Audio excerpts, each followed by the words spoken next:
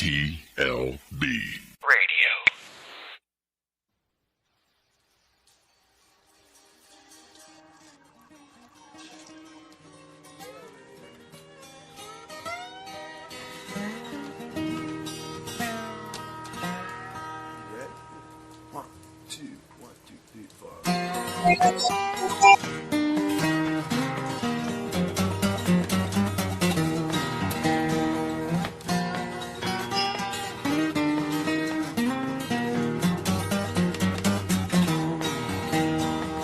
Out upon the islands on a cool summer night, buddy, you don't got to hurry, take your time.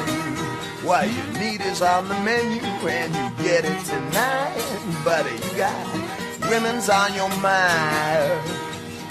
Could this be magic, or could this be love?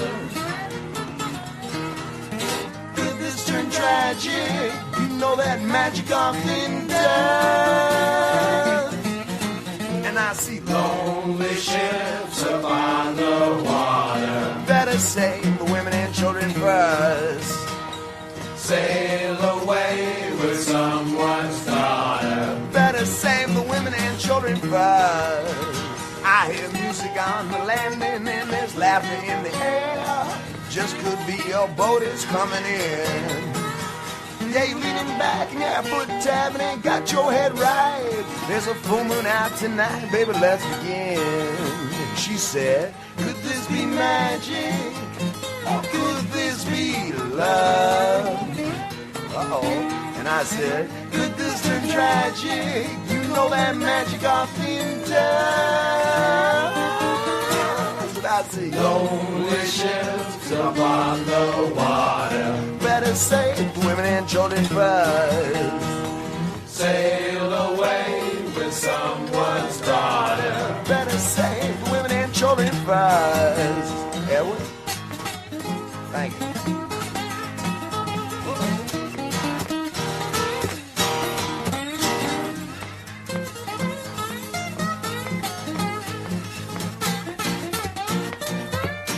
And she says, could this be magic, or could this be love? And I say, could this turn tragic? You know that magic often does. And I see lonely ships upon the water. Better save the women and children first. Sail away with someone's daughter. Better save the women and children first. Yes, sir.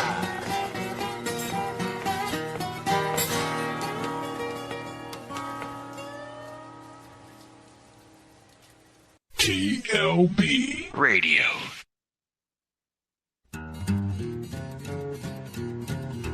Dedicate one to the ladies. Summertime sip, babe, need something to keep you cool.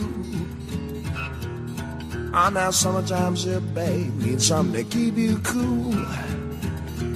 Better look out now, though, Dave's got something for you. Tell you what it is. I'm your ice cream man, stop me when I'm passing by.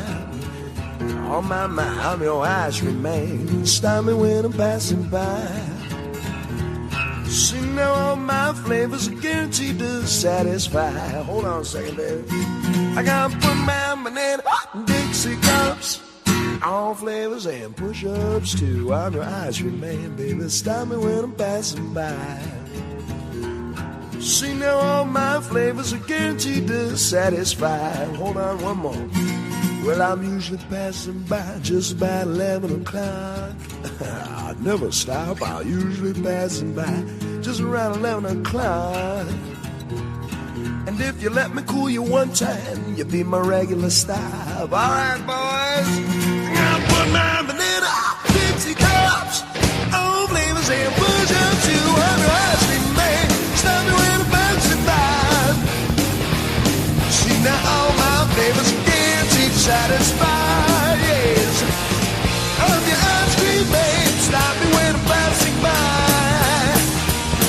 I'm your ice cream man, stop me when I'm passing by. They say all my flavors are guaranteed to satisfy.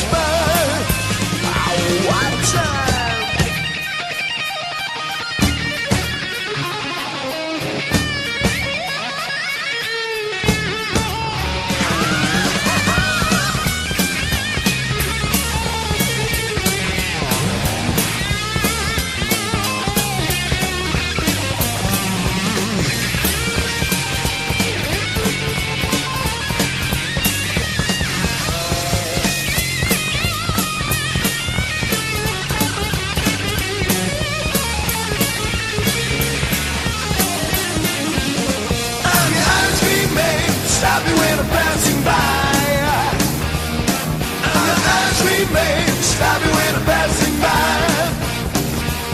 They say all my flavors guaranteed to satisfy. One time, boys, I'm your ice cream man. I'm your ice cream man.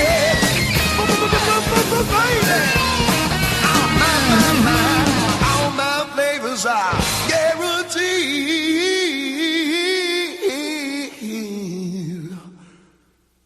to satisfy.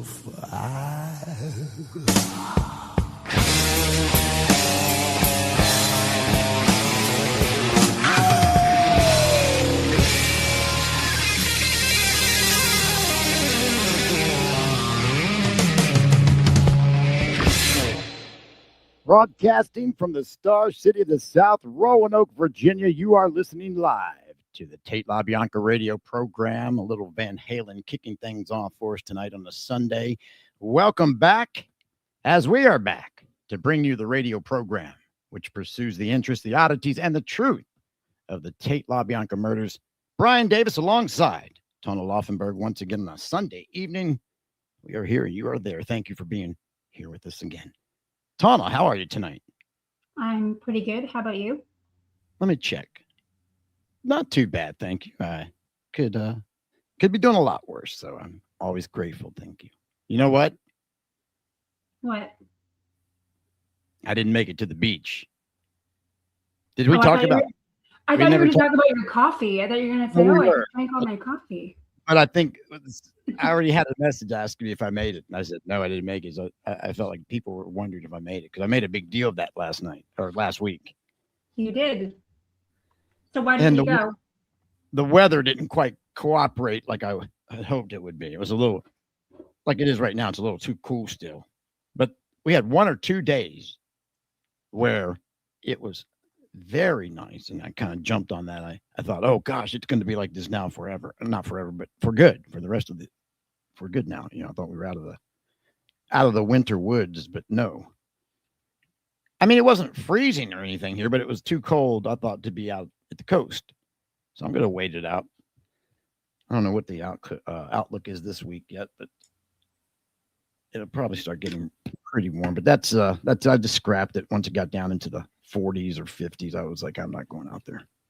Anyway, yeah, the coffee thing's a whole other thing now, thankfully. Well, you should be thankful.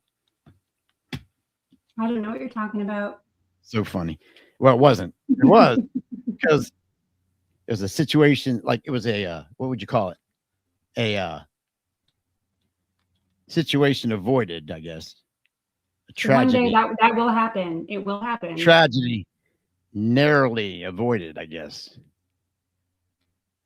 And you're gonna drink iced coffee and you're gonna like it.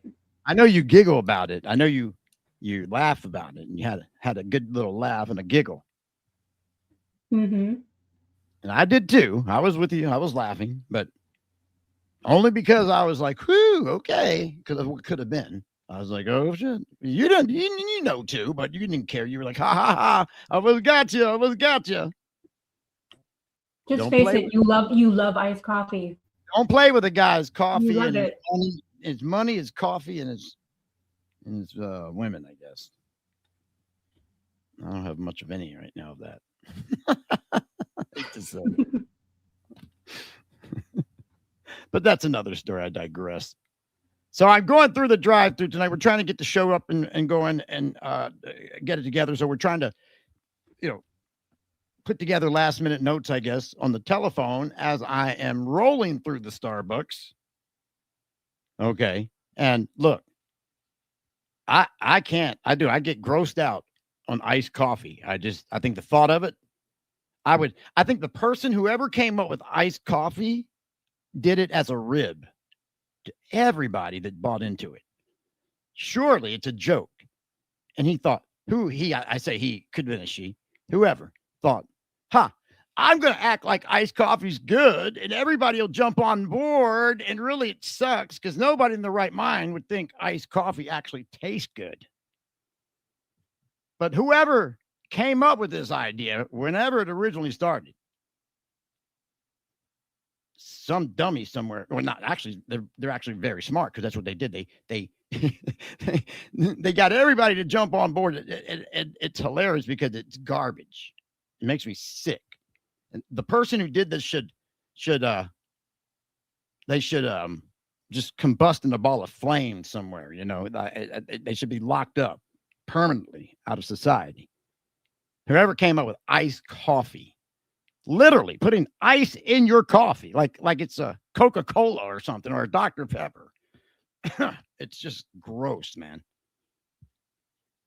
You know, who am I? But that's just my opinion. I don't even like the taste of it anyway when it's hot, but I could never. It makes me just throw up almost when I think about it or would have to drink it with ice in it. Well, one of these days, I'm gonna get them to give you the ice in your coffee. Well, I guess I'm going too far with this, aren't I? Mm-hmm. You can any time, Laufenberg. So the point of all that, ladies and gentlemen, if you're still with me, thank you. I'm going through the drive-thru, and I'm trying to order the triple shot.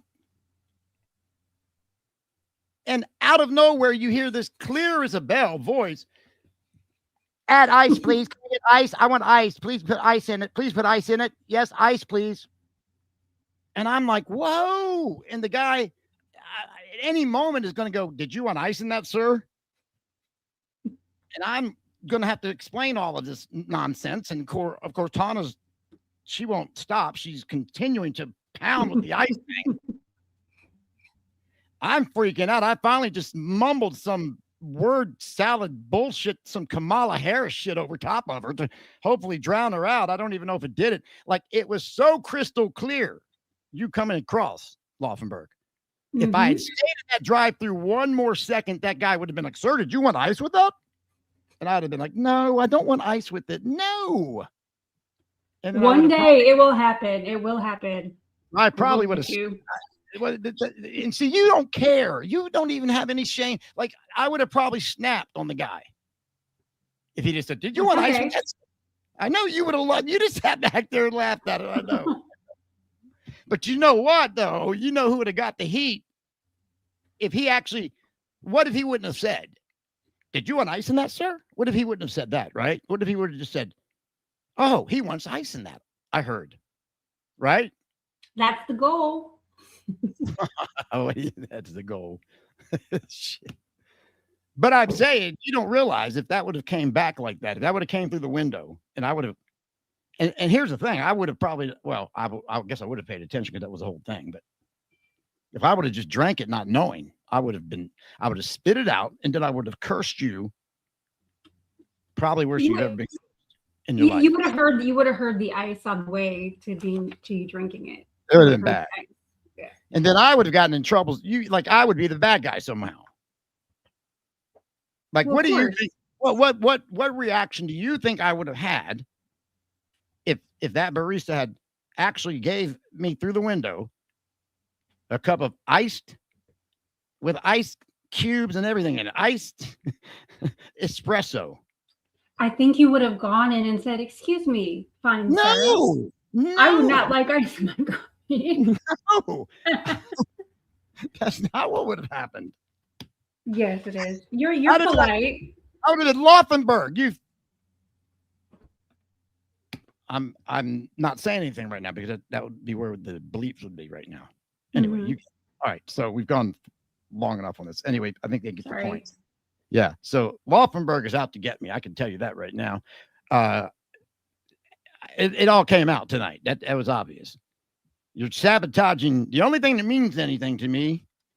Starbucks and my freaking, I don't do anything to anybody, Laufenberg. Why you gotta bother me like this? Right. All I want is shots. That's all I want. I just want my espressos. No, you're gonna sabotage my espressos. Oh my God. Evil, diabolical and evil. It will happen one day. We'll see as we roll on. All right. So welcome in tonight again. Getting our stuff together last minute here because we wanted to kind of continue a little bit where we left off last week. Where we were talking about, a couple things. A lot of this, of course, obviously runs together because it's the case, and it is mostly up here. We're talking about the Cielo Drive first night of the Tate LaBianca murders. And last week, I guess, Tawna, we were talking about Susan Atkins. Yeah. I guess did you stumble across that, or did you have that planned to talk about that last week? I guess I wasn't really paying attention. No, we were just talking about Susan. Mm-hmm. Different things about Susan, and then some wording kind of caught my attention. That I really, we've read these documents a dozen times, but sometimes things stick out that you didn't really. Oh, it's always remember that. Yeah, I think it's always like that. It's always like that, don't you think? Mm-hmm. Yeah, I think that's part of the fascination of this case. Is every time you reread something, you probably find something that you missed the first or 30 other million times or 1,000 times or whatever. So we were talking that, like I said, last week about. I guess you had started to look at Susan's story that she was talking about with her attorneys. Yeah, I was. Yes. And it's interesting, the actual interview, which I'm going to pull this up here in a second here. I'm so sorry. I should have this ready to go, and I didn't. But well, it is awfully early in the morning right now. So. Oh God, I guess we got to talk about that too. Did that happen for real?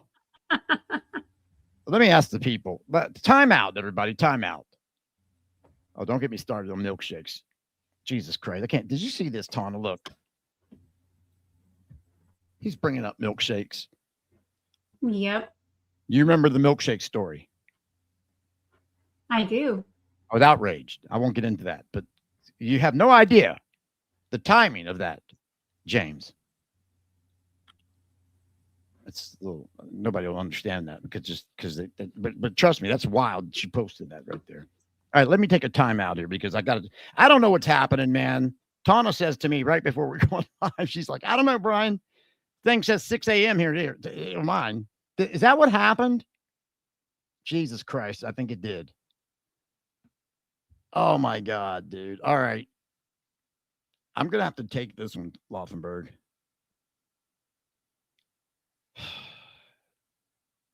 I'm not stuck up.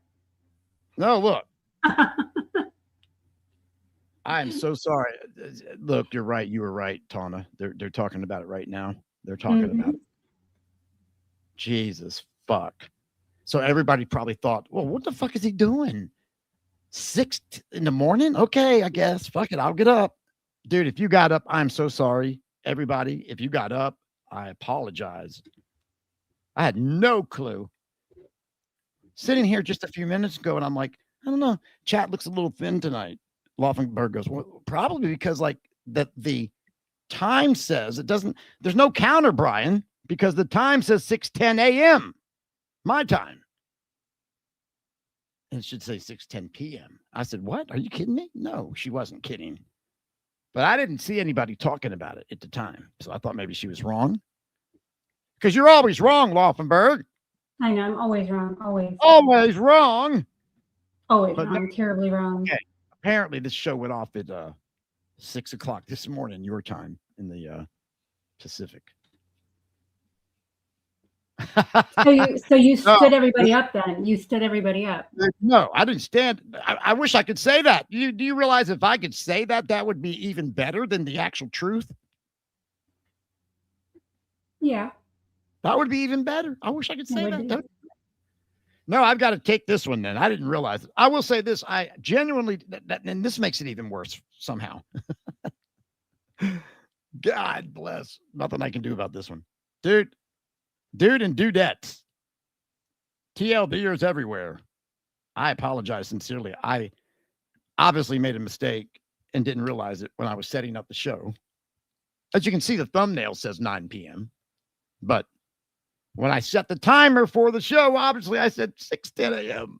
or 9:10 Eastern time a.m. Had no clue.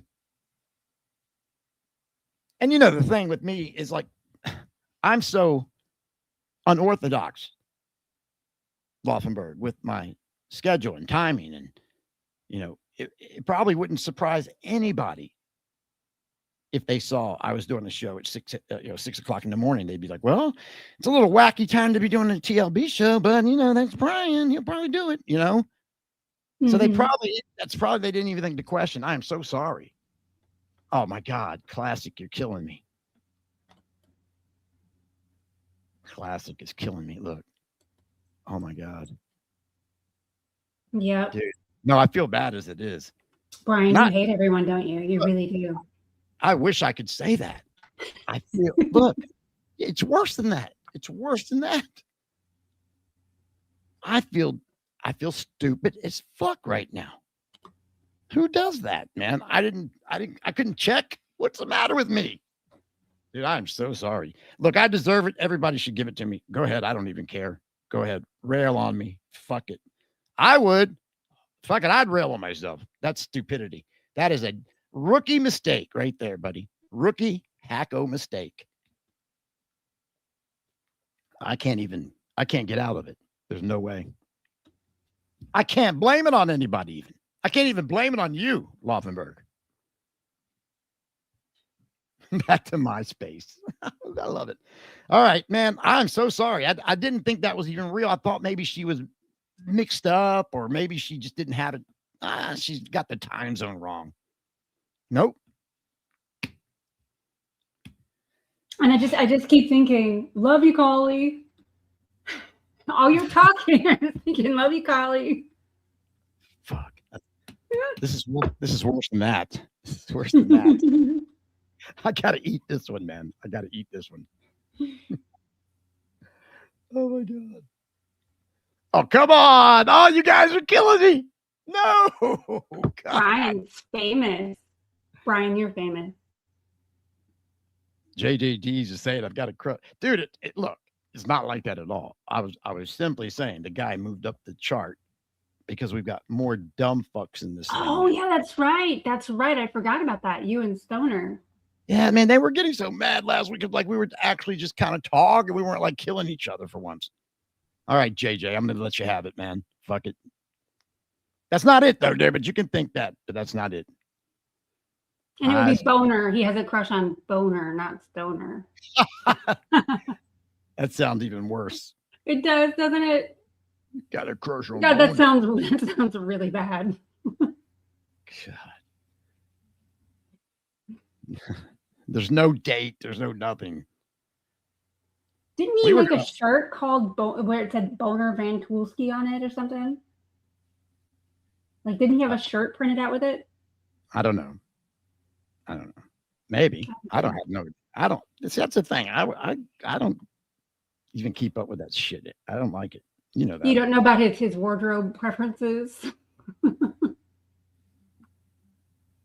It's always doing some dumb shit every time I try to give a couple seconds to look at it. Even it's always something just completely, I don't know. Each to their own. Hey, if that's the kind of thing you like, there's the kind of people that like that kind of thing. And iced coffee. Some gross people out there. All right, so let's get back to our scheduled event here, Laufenberg. Yes. All right, so we were talking last week, as I said, about Susan Atkins, and her story, I guess, her 2 nights of murder, which turned out to be, which, it's really wild to think how that final product of the story came out when you look at the interview she had with her attorneys, right? Yeah, it's different. It was kind of it's a little bit edited there. And I'm going to say this right now. I think we haven't etched it in stone, but I think I can talk her into it. We're going to get into it more next week about this whole thing when they got her story that day. Really bizarre. Well, I wouldn't say bizarre. It kind of is, though. I think it's bizarre. It's definitely an interesting story to it, because there was supposed to be a gag order. Yet there they are, right? Transcribing the whole thing or getting the transcript, right? Mm-hmm. Yes. So that's a big part. They often get swept under always, I should say, not even often. No one ever brings that out. It gets swept right under the proverbial carpet. So we're going to get more detailed with that next week. But I wanted to bring this back this week because, well, do you want to go first, or how should we get? I guess we were starting off with, you were, like I said earlier, you stumbled upon some wording that caught your attention. I think we should get it out and just start going through it, because that way we don't have to jump all around back and forth. I know. I'm trying to say, how did we get here, though? It's you started to find some stuff about what she got your attention, right? Some words you said you were reading of her story. Got your attention. You look back in it and you're seeing what she was saying to her attorneys. Now, we brought this out last week because, dude, there's some weird things going on here that she's saying. Very weird. And it could be what I think interpreted or misinterpreted, maybe, is the word. Another it was on page 12 of her interview, and he was pretty much half dead on the porch. That's why all the blood was there. That caught my attention. Yes. And from there, we got into basically her story of 2 nights of murder. What would be 2 nights of murder. And it's so weird because, like I said, if you read the actual story, the article, it's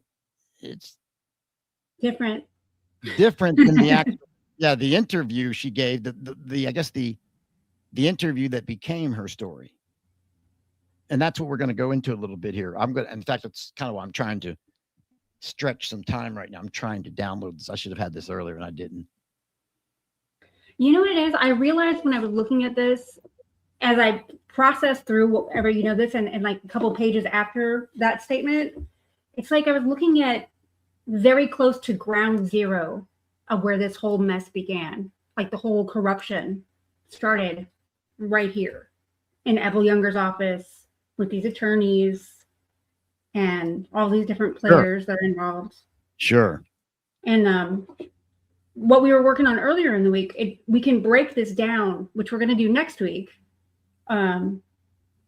It's really, really, it's just, I don't even know the right word for it. It's almost diabolical on their part. The way they did this with the interviews and the deals and the transcripts of this and that and everything. It's just very diabolical when you lay it all out. And so this is mostly for money, or is it to just,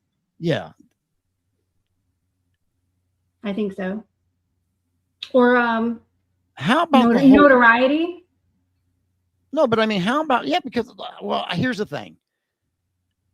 Who was Susan's attorney before the Italians? Condon? I forget. Condon? I forget the guy's name. It escapes me. I don't know. I forget. But Gerald Condon. Thank you. Whoever came up with that. I can't even. I did. Okay, thank you. I thought maybe I didn't know. I can't see anything right now. I'm trying to pull down this file. But I'm trying to talk at the same time. But Susan's attorney before the Italians, Caruso and Caballero. What is it? Caballero, I think it is. Caballero. Caballero.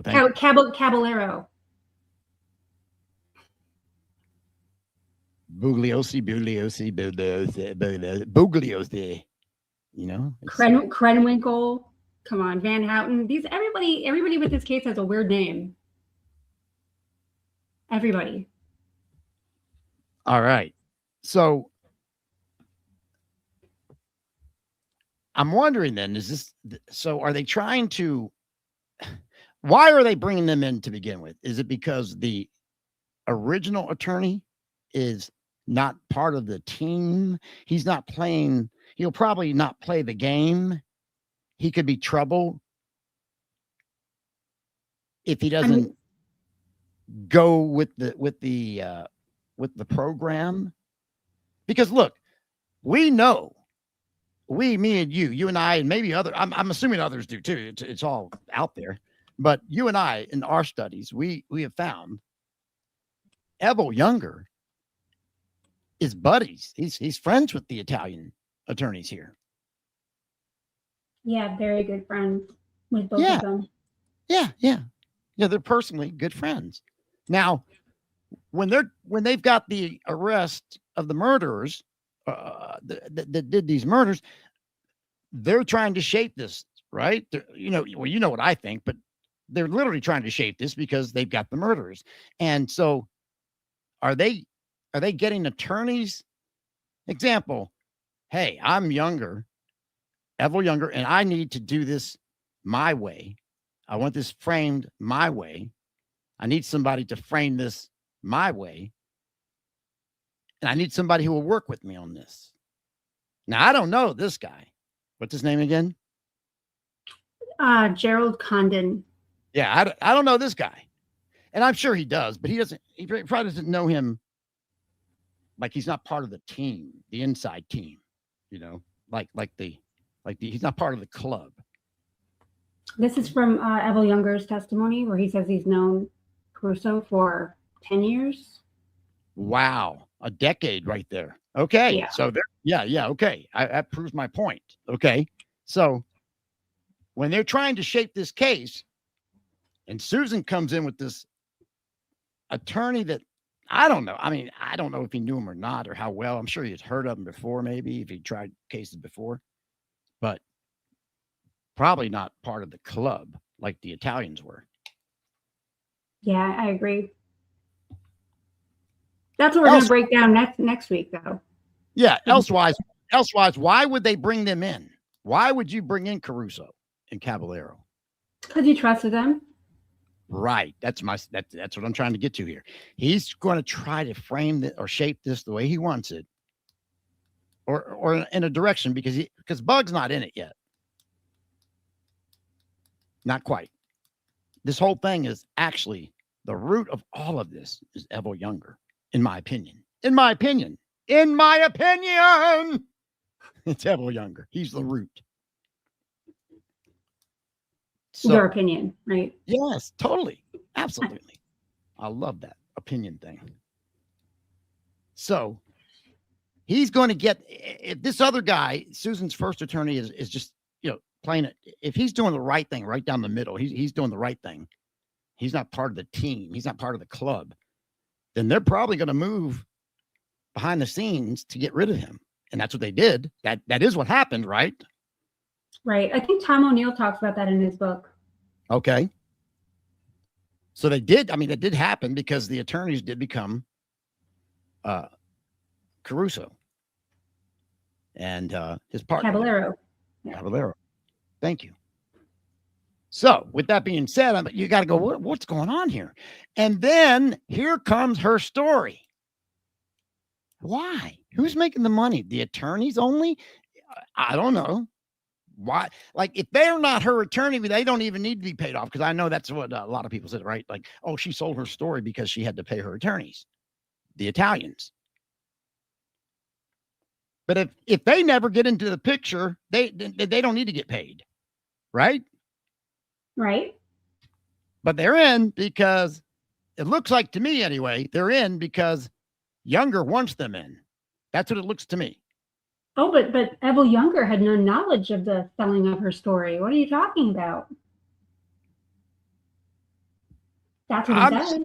I'm just saying that he brought the Italian attorneys in. Mm-hmm.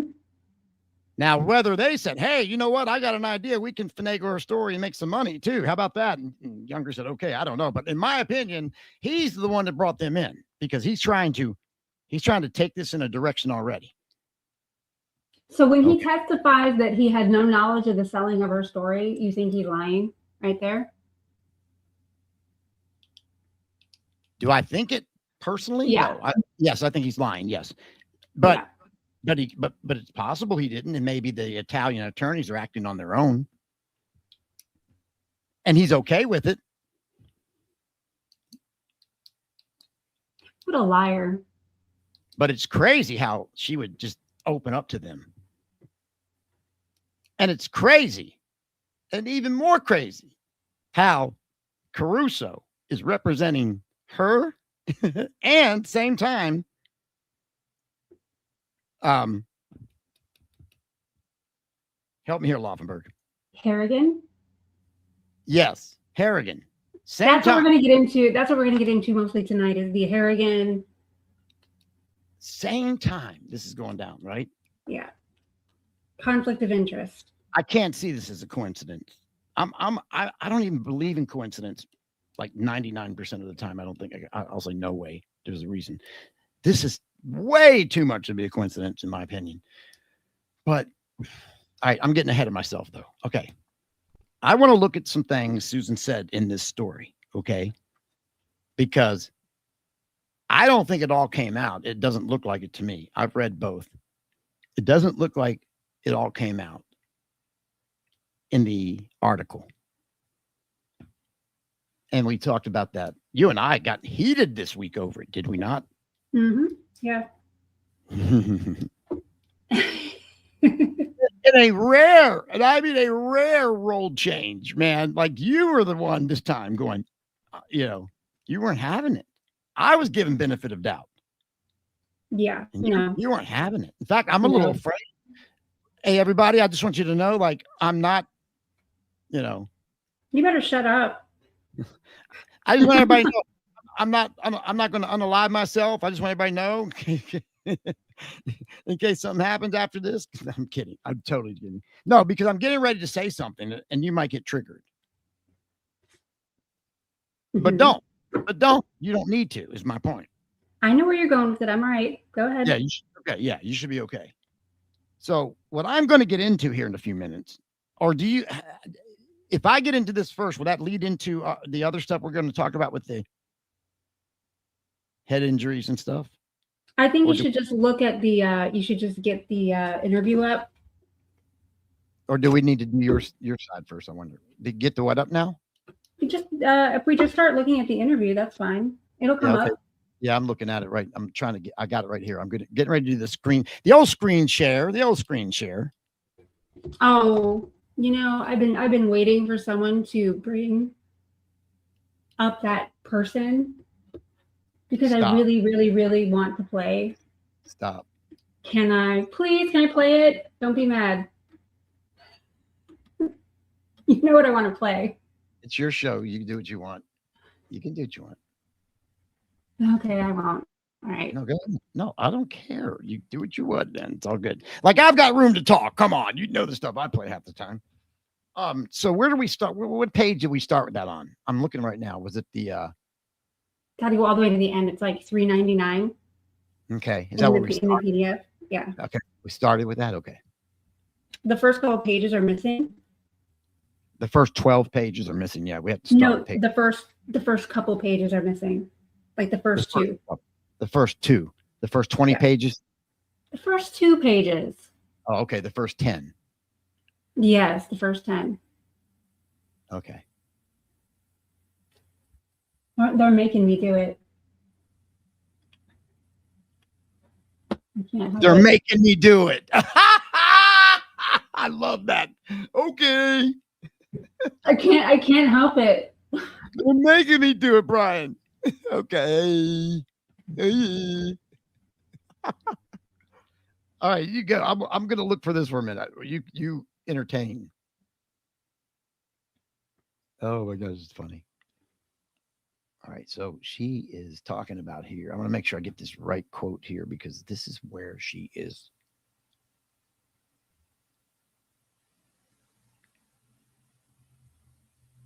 Yes. This is where she's what I call conflation.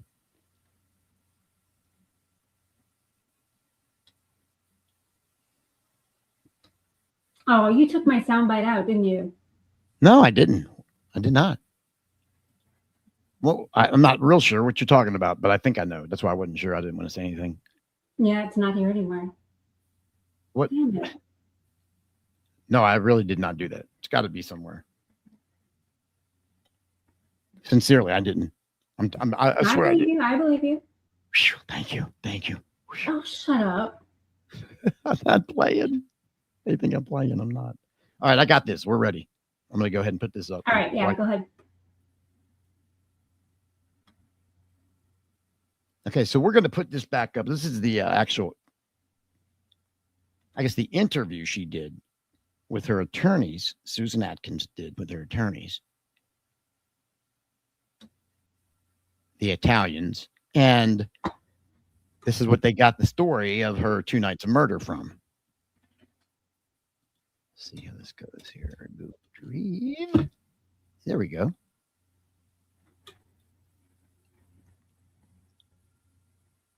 And we'll add this. There you go.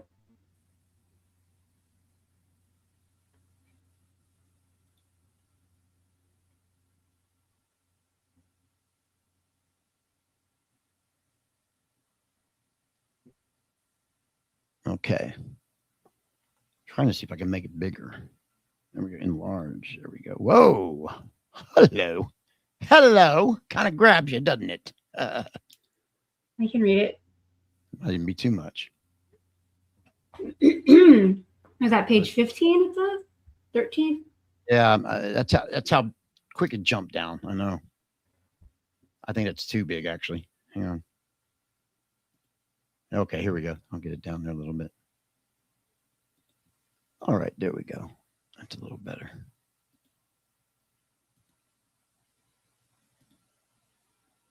Okay, here we go then. This looks like it's going to work. Mm-hmm.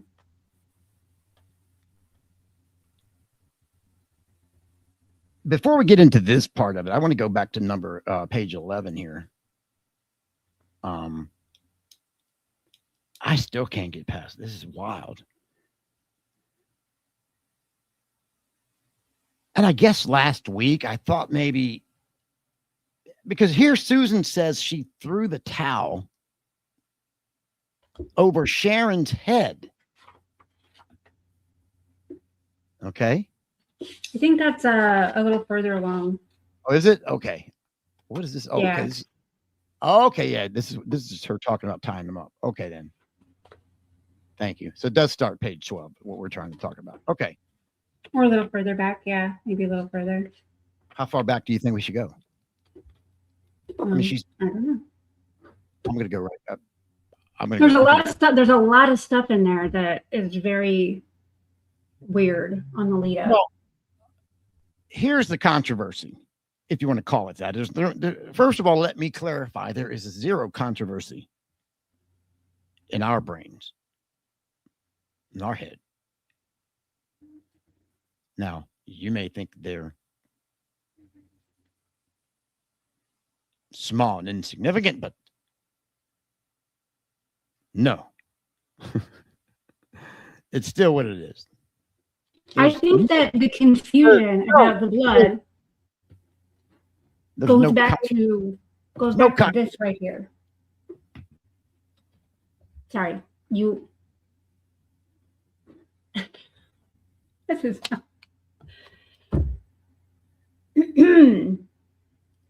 So there's no controversy at all on this side of the fence. I just want to make that clear. But there seems to be a little bit of, there's no blood. It's not their blood. It's not their blood. Sharon and Jay's. It's on Frankowski's, and it's got to be. And that's my point, man. No. And this is where it would look like it. Okay. And this is where we got into it earlier this week. What we're going to read here is Susan talking about what's going on there in Cielo or at Cielo. And can I explain something really fast with that? Yeah, go ahead. So from the very beginning, I was always kind of skeptical because there's a story about how Frykowski came and he fell on the bushes, but yet his blood wasn't there. It was Jay's blood.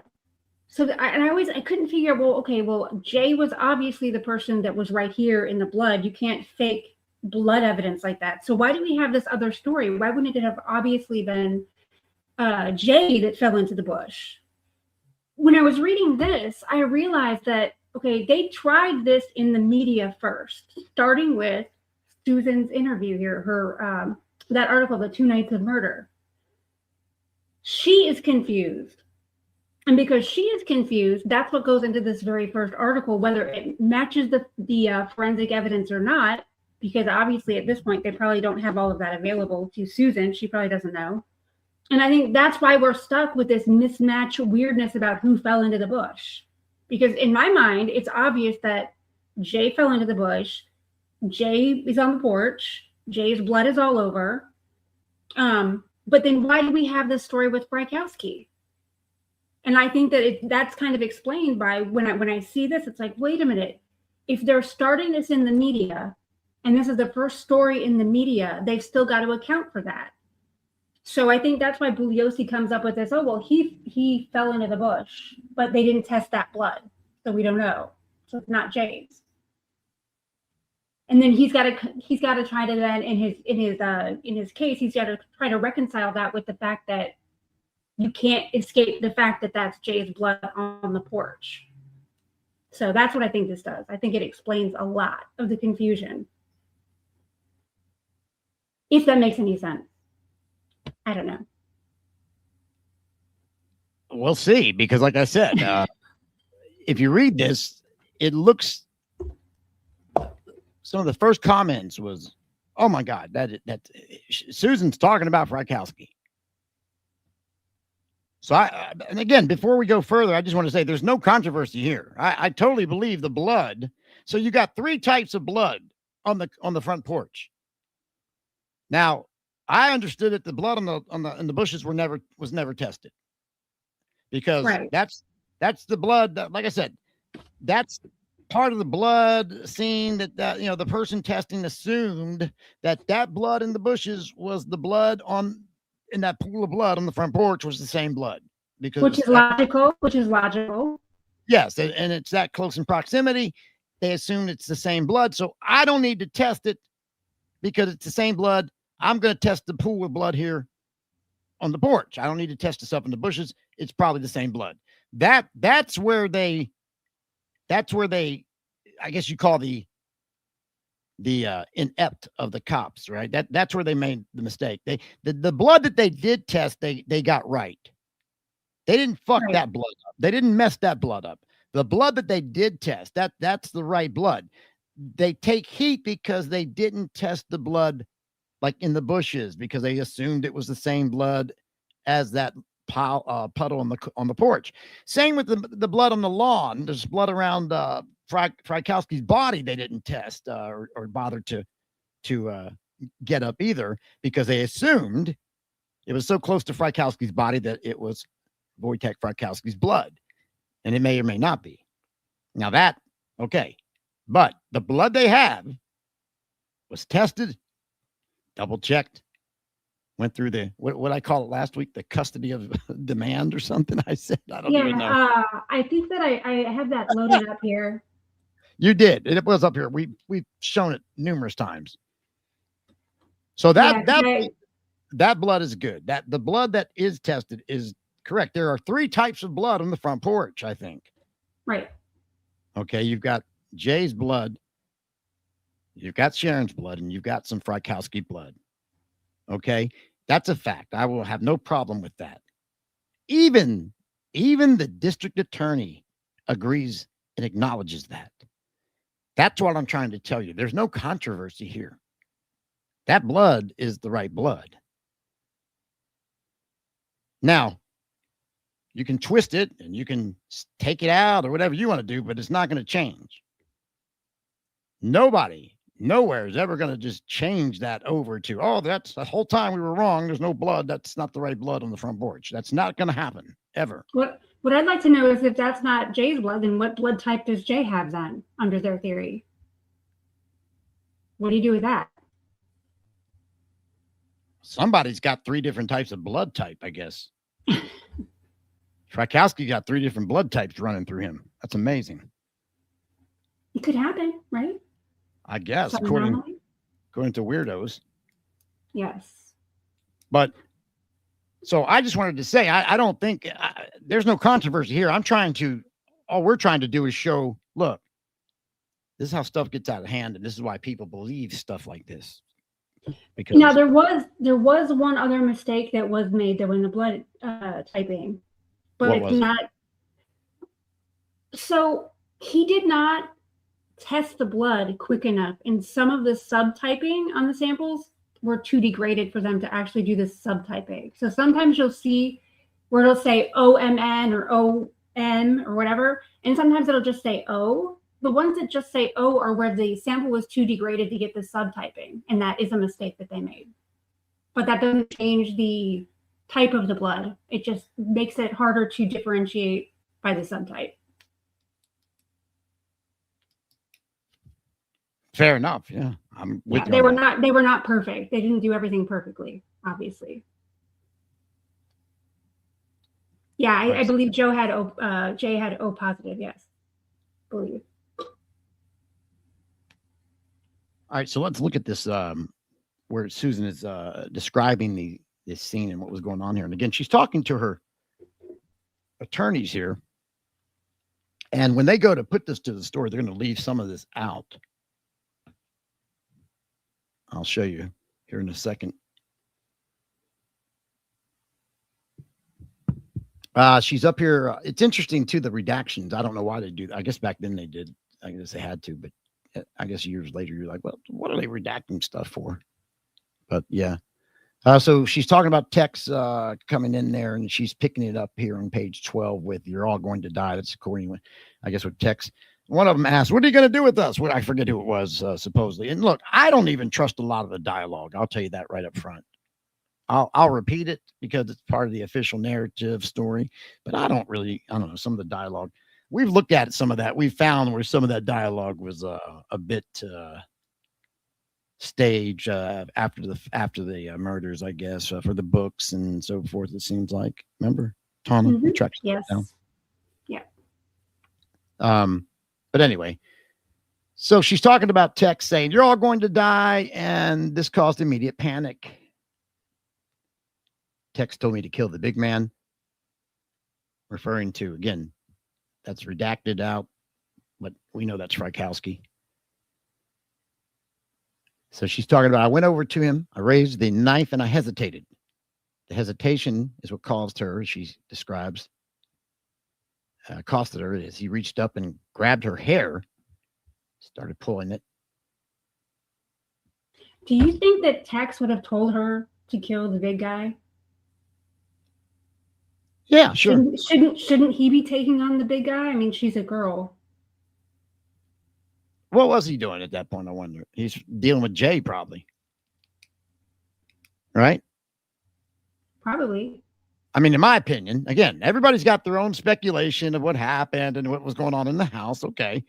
I don't know. Everybody take their road and travel well. And I'll be on my path as well. Okay. I've got a road too. So I think he's in there already dealing with Jay. I think the whole thing starts, again, if you haven't heard this, I think the whole thing starts in the house where, "Get up, motherfucker," whatever, to Frykowski. He's like, "What do you want? Who are you? I'm the devil," whatever he says. Susan brings the people out. I don't even know if that Susan brings them out. That whole thing seems a little wonky to me, that whole story, as we picked that apart last week. Remember? Well, if you go to page 10, if you back up to page 10, she says that Jay immediately advanced on Tex. Yeah, there's no even, "Hey, leave her alone," or anything. It's like he just advances on her. Yeah, let's roll up to that for a second. We'll go back a little bit. But point being is, I think basically, because I think they were there to either rob the drug deal or get the drugs, or, they're going to rob something as they're up there. And I think that's what those two guys are waiting for. And so Jay is in the back bedroom with Sharon talking because Frykowski fell asleep on the couch. So Jay's like, "Well, I'll just go back here and talk to Sharon." And while he's talking to Sharon in the back, the murder crew comes in, wakes him up. And I think Jay hears this out there in the hallway. I think he probably hears the yelling between Frykowski and Tex Watson. But probably can't hear clear enough. He probably thinks that's Rostow. He probably thinks the drugs are here. So I'm guessing. I don't know, man. I'm not there. But if I got to speculate, why not? I'm going to do it. I think Mr. Sebring hears the voices out there, and he thinks that's Rostow that's come back. So he goes, "Hey, Sharon, that's the guy waiting for. Good night. Have a good night. I'll see you tomorrow." He goes out to the living room, and immediately it's, "Where's the fucking money? Where's the fucking drugs, motherfucker? You better come up with them quick." And I'm sure, as geeked up as Watson was, and Sebring's going, "The guy hasn't come by yet, man. He hasn't shown back up yet. He hasn't come back yet, man. Tex is probably going, don't lie to me, motherfucker. Don't you lie. You know, because he's got Manson in his head, right? Sorry, I had to throw that in there. Mm-hmm. But no, I think Tex feels like he's probably lying to him. Okay. He's probably lying to him because, of course, he's not going to fess up that he's got the drugs and the money. So I think if he feels like he's being lied to, Tex is getting a little bit more pissed off. That's when the girls come out. Now, Sharon hears the stuff. And, you know, you got Babs. Remember Barbara Hoyt she overheard Susan telling people. Sharon came out and said, what's going on out here? Now, you can believe that or not. I don't know. I'm just throwing that out there because that did happen. That's what Barbara Hoyt says happened. Anyway, something to consider. I don't know. I'm not banking on it, but just saying. Smoke there. I could see that happening. I could see Jay and Tex getting into a fight because Tex thinks Jay is lying to him about the drugs. And dude, look at Jay's face. It looks like it was bashed in with a sledgehammer. All due respect, but it's horrible. It's a horrible beating he took. Would you agree? Yeah, Susan doesn't say that. She just says that he gets shot, and that's the end of it with him. I know. Which we know isn't the case. So you can cite all you want to. Where's the facial injuries come from then? Exactly. Okay, we know the facial injuries. Am I wrong? I mean, come on, man. Yeah, he got busted in the face. Got busted in the face. I mean, I think, right. That's what I'm trying to say. I think he was like, well, this stuff's not here yet, right? And Tex was like, fuck you. And he's geeked up on the fucking meth and the speed. He's like, fuck you, you lying little bitch. Bam, bam. Susan, now to get back to answering your question, Tawna. Susan, kill the big man. And she starts flailing with him, you know, because he's, but she can't do it because she says here, I hesitated. Oh, I went back up to 10. Were you talking about him advancing on him? Yeah, here it is. No, but you're right. If Jay was not, if Jay and Tex were not mixing it up, Tex wouldn't yell to her to take on the big man. He would have taken on the big man. You're right. That's the only reason. Yeah, that's the only thing I can think of. Because when you ask what was Tex doing, shouldn't he have been fighting? But he's probably, like I said, if you look at Jay's facial wounds, I'm guessing he's fighting. He's pissed off. He's fighting with Jay. Jay's probably just. You don't send a little girl. You don't send a little girl to attack the biggest person in the room. Yeah. So I'm assuming that's what's going on, because he does go back over and actually help Susan when she gets in over her head. Mm-hmm. Well, according to them, again, good luck believing this shit. But yeah. So Susan's flailing with him because Tex says kill him, and as you saw her say a minute ago,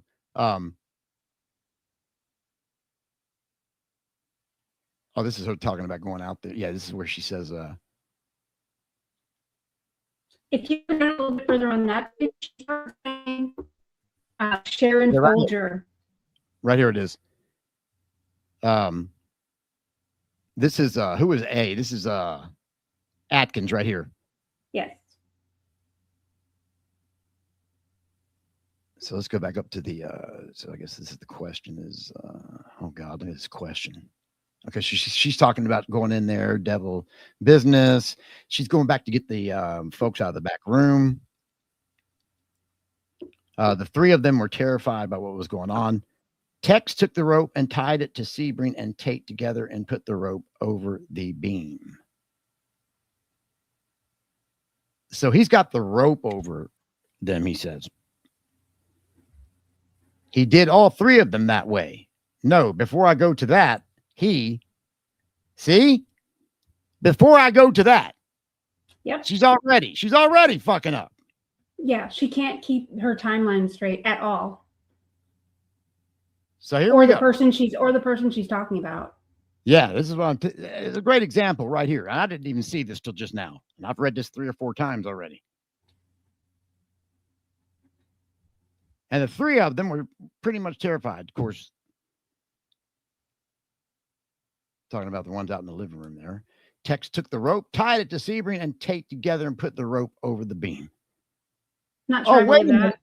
Yeah. Oh, wait a minute. Whoa. Before I go to that, hold on. He, Jay Sebring, came into the living room and said, quote, "What's going on?" And Tex said, quote, "Go over and sit down." Jay Sebring, right, here it is. There's no mention of standing up for Sharon or go easy on her or any of that, is there? Nothing. Jay Sebring proceeded to advance on Tex, and Tex shot him, and he fell on the floor. I think he fell on the side because I saw him laying on his side. And Sharon went through a few changes. Oh, God, this makes me, dude, did you read that? You read that? I did. I'm not going to read it. That's sick, man. Talking about Sharon's facial expressions after watching Jay get shot. Oh, what a scumbag. This is the people they glorify, Tawna. You know who. You know who. This is who they glorify. Susan Atkins, I love her. I love Susan. I relate to her. I bet you do. But then she says, you say Sharon Folger, you mean Abigail Folger. Yeah, that's weird. It says Abigail Folger. I don't know why I keep saying Sharon. Yeah, I bet. Because you're missing, you're confusing your rehearsed line you're supposed to say. Mm-hmm. Yep.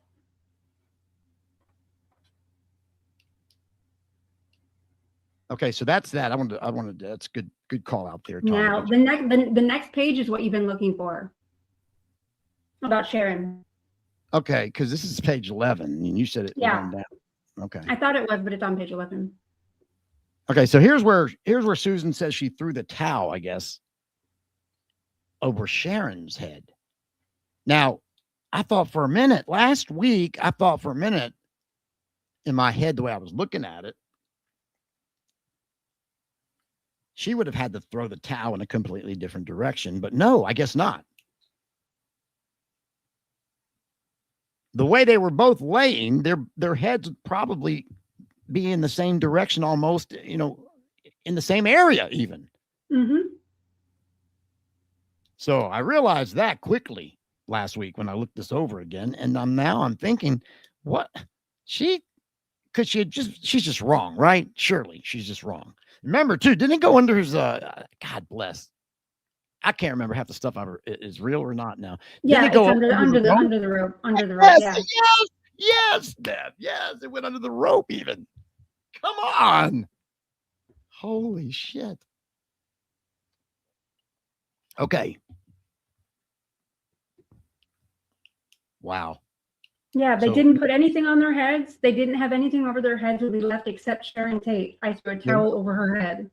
Hang on, let me get to it right here. We'll read it together. Yeah, right there. Here it is. Page 11. What did they pull over her head? They didn't put anything over their head, right? Yeah, nothing. They didn't have anything over their head when we left, except Sharon Tate. I threw a towel over her head. What do you make of that? What do you make of that? I don't know. Who's bleeding on the porch? That's what it makes me think. Her story's wrong. She doesn't know what she's talking about. Look, she did it again, too. When you threw the towel over her head, was her head near Sebring's? Answer, or Atkins. Sebring and Sharon Folger. Yep.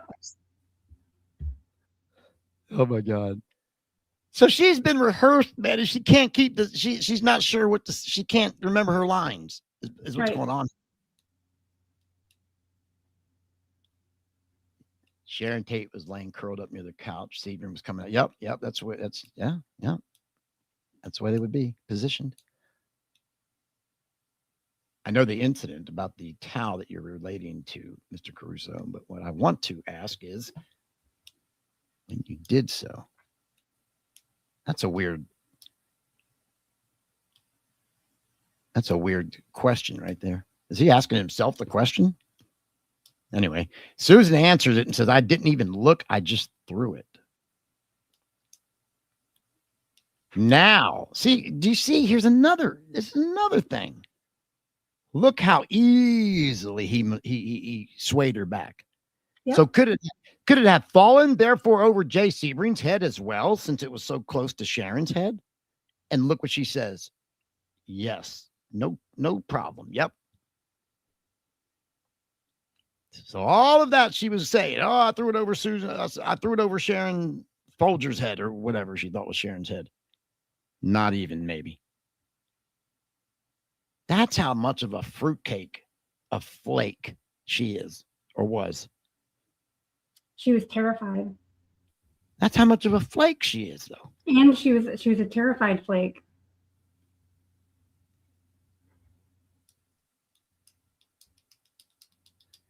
Yeah, but she's laughing at Sharon Tate's facial expressions after watching Jay get shot in front of her. I have no sympathy, no quarter for her, no sympathy at all. She's a flake.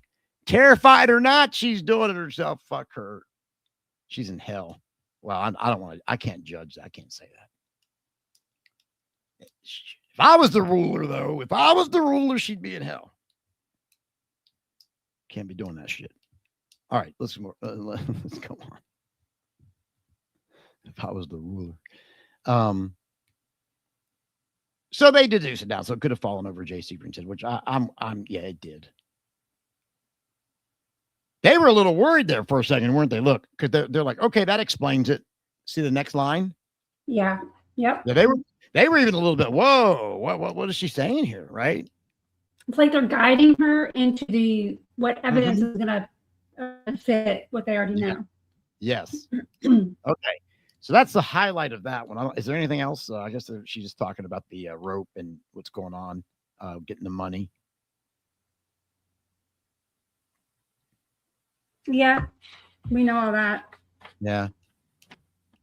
Although I didn't know this, to be honest. I thought that Abigail told her where the money was in her purse, and she went and got it herself, right, in her wallet, right? I thought so. Well, here Susan says, my money. She's talking about Abigail talking about the money, and she says, where Abigail said, "My money is in my wallet," and Tex instructed me to go get it out of her wallet. I untied her, and she led me back, and I told her, "You get it out," and she handed me the money. So Abigail's already loose right there. They already let her loose for a minute, right? Is that what I'm understanding here? That's what it sounds like, yeah. According to Susan. Right. I have to say that again, because that's a grain of salt. I've never heard that. I've never heard anybody else of the killers say they untied somebody. And so what, did they come back and tie her back up? I wonder. Yes. Because that's what she says. They would have had to. Well, no, she says it right here. I'm saying that's what she says she did. Yeah. She put the wallet back in, and I proceeded to lead her back into the living room and tied her back up and put the rope back over the beam. This is gone. So it's a couple repetitions here, Tawna, which I never knew this. If this is true. Yeah, and then when you get to the next page, she starts telling it like she's backing up her time in time. She's starting over. It's very weird. Now, all of this has been left out of most of the official narrative versions I've read, because it goes, the next scenario is that's when they said, "What are you going to do to us?" She says, and Tex says, "You're all going to die." But you know that part. We all know that part. That's always repeated, but you've never heard, I don't think anyway, I've never heard anyway, that Susan untied Abigail, took her back there to get her own money and give it to her, and then brought her back and tied her back up and threw the rope back over the beam. I'm sorry, I didn't know that. That's insane to think that happened. Do you think it happened like that, or do you think that she's making it up? I mean, the whole thing is insane. I don't know why I'm saying that's insane. The whole freaking thing is insane, but to think that they untied her, took her back, got her own money, came back and tied her back up again, and then the panic started. I don't know. That's just wild. I don't know if it happened. Was there any evidence on Abigail that she'd been tied up? Were there any marks around her wrists or anything? Yeah. See, there's a, define tied up. You know what I mean? Restrained. Who knows? Could she wiggle her hands out of it or something? I understand. Again, I don't know what to think, because we don't have any credible source to tell us, even though the killers were there. You can't believe them. Yeah, but if she had burn marks on her wrist, at least we could kind of verify what Susan's saying here. As possibly what's the truth of the matter. Yeah, no, that's true. That's a good point. All right, so we got to consult the autopsy for that shit then. Because I don't know. I've never heard that. I've understood it. I've understood their story to be that she was loosely tied up. Much like, I guess, Wojtek and the towel. I don't think the rope was ever tied up. Like, that's what I'm talking about. I don't think there was any hanging at all. I don't see a sign of hanging at all. Is there a rope loosely, like interlaced between them? Maybe. Okay. But that's not, I don't see where it was pulled, where it was, asphyxiating anybody or choking or hanging. Do you? It seemed to be staging to me. Yes, it would look more staging. Yes, I would agree with that. Yes, 100%. And I don't know. Maybe Tex is trying to freak people out a little bit. According to him, Manson's telling him, take out their eyeballs and throw them against the wall and so forth. Right. Yeah. Okay, so now she's talking about, and this is where it's going to start getting a little, what I call conflated. She's talking about the fight that is about to happen with her and Tex. And, of course, this is, again, where they're all panicking because I guess she came back and tied Abigail up again. And then they all said, what's going to happen to us? And Tex said, you're all going to die. And they all panicked. Tex told me to kill the big man. That'd be Wojtek. And it's funny because he's never saying that he's fighting, right? Nobody's ever saying that he's fighting with Jay, right? Nobody. Pat does. Does she? Where's that at? Mm-hmm. Parole hearing? Yeah, in a parole hearing. Yeah, parole hearing she is, yeah. Okay, great. Okay, so we got one version there, I guess. That's good. Okay. As I hesitated, he reached up and grabbed my hair. He started pulling my hair. So I had to fight for my life. As far as I was concerned, I still had the knife. All right. Here comes the little, don't blink, everybody. You're going to miss this. This is where the knife goes. Oh my God. This is crazy. By the way, this is the knife that is supposedly, right? Linda's giving her the knife. Or no. She doesn't get this one yet. She's got the. Oh, just wait. There's some more stuff about the knife that you're going to really be interested in. Where the controversy of the knife starts with the black tape handle and who's got that. And that's in that interview too. But I'm getting ahead of myself here. Okay, let's go on with this.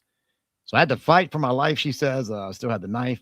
Somehow he managed to turn my head. He was still holding my hair and he fell. And I don't know. This is like they're kind of filling in some stuff here or proofreading. And he was still holding my hair and he was behind me. And then it looks like they changed it to he fell in the chair behind me. Now, I don't know if that's significant or not, or that's just an honest miswording there. Let's read that again. Somehow he managed to turn my head. He was still holding my hair and he was behind me in the chair behind me. Maybe that's why he changed it. Or somehow he managed to turn my head. He was still holding my hair and he fell in the chair behind me. Was behind me and fell in the chair behind me. Is that the same thing? I think kind of. Okay. I'm cool with that. I don't have really a problem. I'm just making sure we're not trying anything funny here. You see how we are? We gotta scrutinize everything. Mm-hmm. We'll fill in there with the little area. Was behind me, fell in the chair behind. Okay. No, I'm cool with that then. That was next to the couch this way, and he was fighting and I was kicking him. And I proceeded to stab him 3 or 4 times in the leg. And then while this was going on, Abigail started getting loose. And again, I don't think she's that tightly tied to begin with. But I don't know. Don't hold me to that. So stabbed. Where's Linda? Where's Linda? Where's she's out there waiting for sound, right? Because she's going to get to that here, I think, too, in the next sentence. Okay, this is where it's going to get a little weird. I'm telling you, man, things are going to. It's where I think Susan's even getting a little ahead of herself a little bit. Mm-hmm. So she's talking about the fight. I was kicking him and proceeded to stab him 3 or 4 times in the leg. And then, while this was going on, Abigail started getting loose and was fighting with Katie. Linda had evidently heard some noise and went back down and sat in the car, so we had no watch for the outside. All right, so how would she know this? I guess, is this something she found out after, or she Would have to be. Yeah, because she would have no way to know where Linda's at, really, if she's fighting with Wojtek right there, would she? Right. Yeah. Nope. Okay.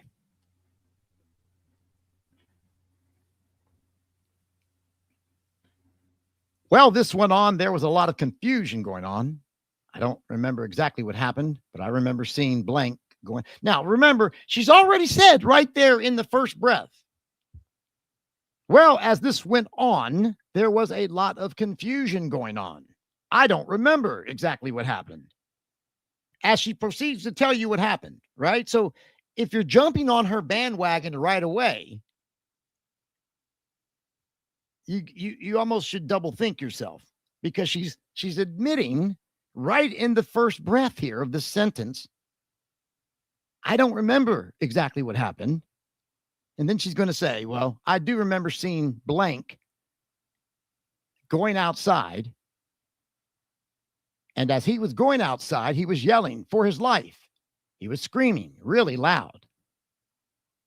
And I said, Tex, help me. Do something. Tex went over and hit him 5 or 6 times over the head with the butt of the gun. Broke the gun handle. The gun wouldn't work. The gun wouldn't work anymore. And proceeded to stab him. While he was stabbing the man. Okay, here. I'm sorry, I misread that. While he was stabbing, the man was still screaming. I'm surprised nobody heard anything. And he was pretty much half dead on the porch. That's why all the blood was there, I imagine. I imagine. There's another video. I imagine. But I think she's saying, I'm guessing. About this time, I was holding Tate because and then she's interrupted right there. And I guess, is that Caruso right there, I guess? Or is that the Caballero? Caballero. Just a minute. Did Blank get shot? And she says, no, not that I know of. Who is she talking? Before we go any further, okay, because I'm going to go back and pick this apart. We're going to unpack that. But who is she talking about right there? She'd have to be talking about Frykowski. Because she already said that Jay was stabbed. Or maybe Abigail. Did Blank get shot? No, not that I know of. Okay, so you're thinking it's because she's not even talking about Abigail, except for maybe up here at the top where Katie's going after her. Then it's all about her, Tex, and whoever intertwining there. Who do you think she's talking about? Well, I mean, that's the thing. It can't be either one because both of them got shot. She can't be. She cannot be talking about Sebring or Frykowski because they both got shot. Well, she already said she saw Sebring get shot. So it has to be Frykowski or Abigail. It can't be Sebring or Frykowski because both of them were shot. So it cannot be either one of them. She might not know that. She might not know that. How would she not know that? But up here, she knows that, what's her name? You know, what you just told me, she knew after the fact. Well, I don't know, but she didn't know that Frykowski got shot. I could see that because that happened outside. She was inside. So that means up here where I just pointed out that she probably didn't know that either. Probably. She doesn't know anything. I can't find it now.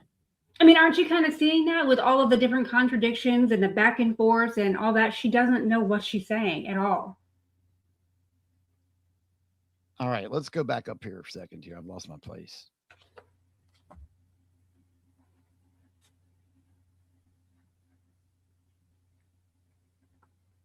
Okay.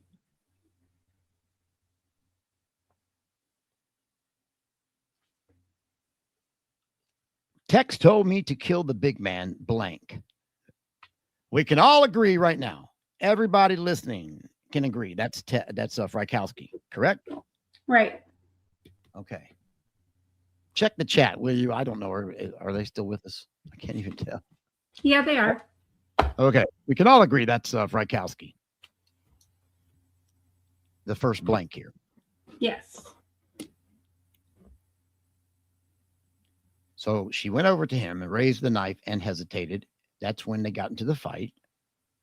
I still had the knife. Somehow he managed to turn my head. He was still holding my hair and he fell behind me in the chair behind me. That's interesting. That's the chair she supposedly lost her knife in. She doesn't remember. She doesn't mention losing her knife anywhere in here. Yet. Just it's in there. Okay. So Frykowski's that. So the knife, I don't believe then the knife is flying across the room in the chair, hitting the chair, right? She says here, again, this might make even more sense if we break it down. Frykowski falls in the chair.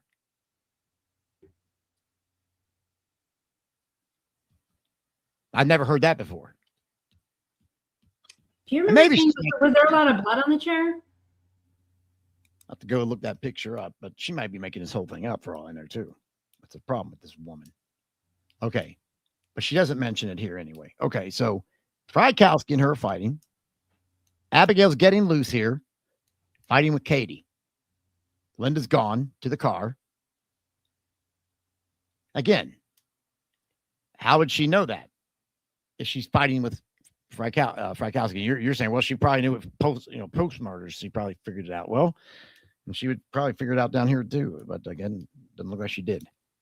It's just weird. It's a very weird accounting of it because there's no way she could know half of this stuff. Who? Susan. Well, she should. She should know all of it. Well, yeah, but not in real time like that. When she's in the living room, how can she what's going on outside? Oh yeah, no, I agree with her on that. That's absolutely what I definitely agree with that. All right, so Linda's down at the car, she says. I don't remember exactly what happened, but I remember going out. Here is where you're gonna say that's Frykowski. That's what this is gonna sound, that's what it's gonna read like. And it does too, right? It reads like that in her article. That's the little trick they played on everybody. Because it looks like she's talking about Frykowski here. Man running outside. He's yelling for his life. He was screaming really loud. I said, Tex, help me do something. Tex went over, hit him. So I think obviously that's Frykowski, right? Yeah, it sounds like it. Because Tex then goes and hits him over the head 5 or 6 times with the head of the butt of the gun. Now, this is where everybody's going to think, oh my God, that explains it. That's the blood on the front porch, right? That's where they're going to think that, right, Tawna? No, but it's not. Right, because Susan's going to sit here now. All of a sudden, Susan Atkins is credible. All of a sudden, she's credible. Do something. Tex went over and hit him 5 or 6 times over the head with the butt of the gun. Broke the gun handle. Now, she's going to say the gun wouldn't work, but they did test fire the gun, and it did work. But right there, we have her conflating the injuries of 2 different people. We know that Jay's blood was on the gun pieces, and we know that Frykowski was broken with the gun butt. So yes, this is where the conflation is. Thank you. Yeah. Good point. Good point. Good observation, Tawna. Exactly. And that's like a scientific, objective fact whose blood was on the pieces of the gun grip. Without mentioning Jay's name, she's mentioning Jay. in the next breath with Frykowski. That's what's going on here. Tex went over, hit him 5 or 6 times over the head with the butt of the gun, broke the gun handle. The gun wouldn't work anymore and proceeded to stab him. That's Frykowski, no problem. Here's where this is where the conflation between proceeded to stab him and while he was stabbing the man. Wow, I'm sorry. See, that's another misleading thing here. They need a comma after that. While he was stabbing, comma, the man was still screaming. I think that was Jay. I think that Jay is out there being stabbed. That's what I'm saying. This is where she's not mentioning Jay by his name. But this is the other man. This is the man. She's referring to Jay here. And I know it doesn't look like that now. You're like, Brian, you're crazy. Watch this, though, in the next page. I'll tell you why I say this. But this is where she's conflating. I want to point this part out right here. This is where she's actually conflating Jay and Frykowski. And if you don't realize that, if you don't see this, it's going to look like she's talking about Frykowski only.